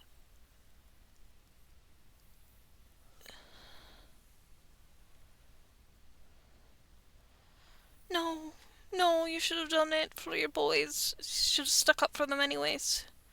I don't know. I told the boys... Oh, okay. I told the boys to put everything down, and we left. Later that evening at the rehearsal, I approached Lucifer and explained that I understand he was under a lot of stress, but he should not have talked to my son that way because he was just trying to help. Lucifer decided to say, I won't stand for disrespect, and he needs to learn to show his elders respect and learn to keep his mouth shut and just do what he's told. I lost it. I started seeing red, but thankfully, my sister heard what he said and saw my face. She came over and pulled me away before I opened up a huge can of whoopee on him. So they put the. I had to say it like that. Okay, it was necessary. Thankfully, I calmed down and let my niece have her beautiful wedding. But I am so done with this jackass. I have tried for years to put up with him for my sister-in-law's sake. But after how he treated my autistic son, yeah, like...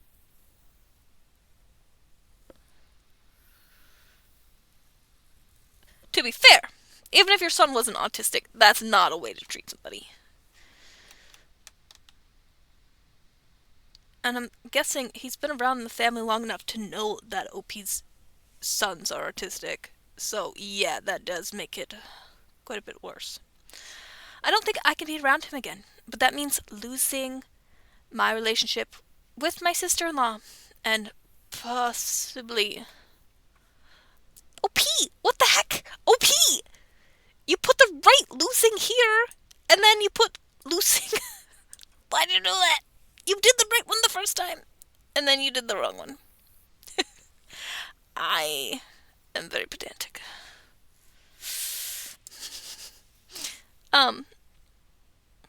And possibly losing my relationship with my other nieces who still live in their house. I don't want my nieces to feel like I abandoned them. I have a private conversation with them and let them know that as soon as they don't live in that house anymore, you'll be there for them. But that their parents might not let you see them, and that... I don't know. AITA, if I completely block Lucifer out of my life, knowing I'll probably lose these relationships. You gotta do what's best for your own kids. I don't know. P.S. The reason I'm posting now is because my sister-in-law is wondering why I haven't come to visit and wants me to stay with her for a few days. I live in a different state. I'm not sure what to tell her. Tell her you are not okay with her new husband, who's probably not new at this point.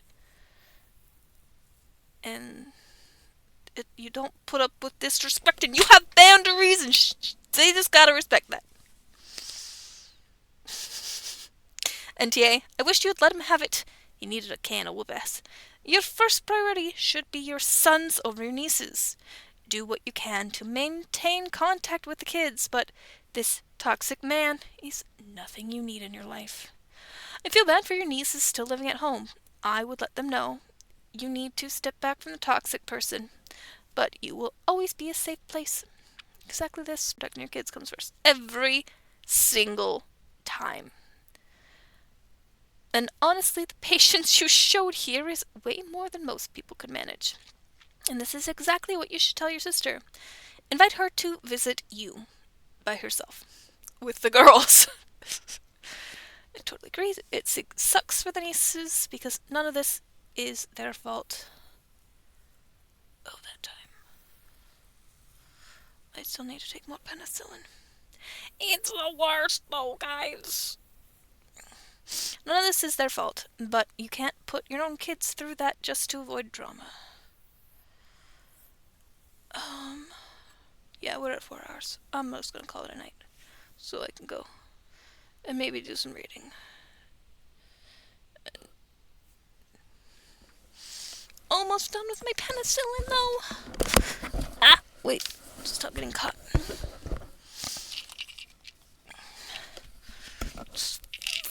Is it the 40? There's a quantity of 40. I'm down to 2. They taste terrible. And I can't swallow pills, so I have to grind them up. Anyways.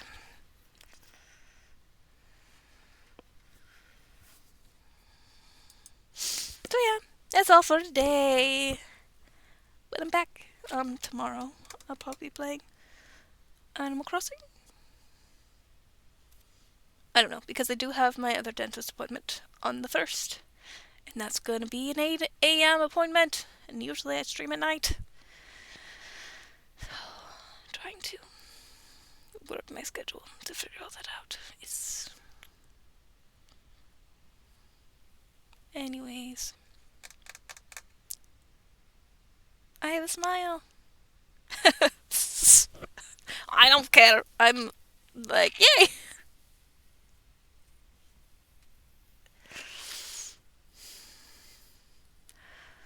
I keep pulling on my shirt.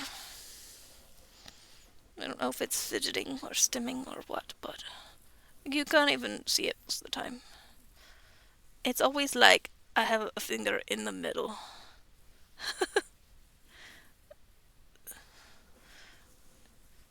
Almost like I'm trying to brush it, but it's not actually snarled.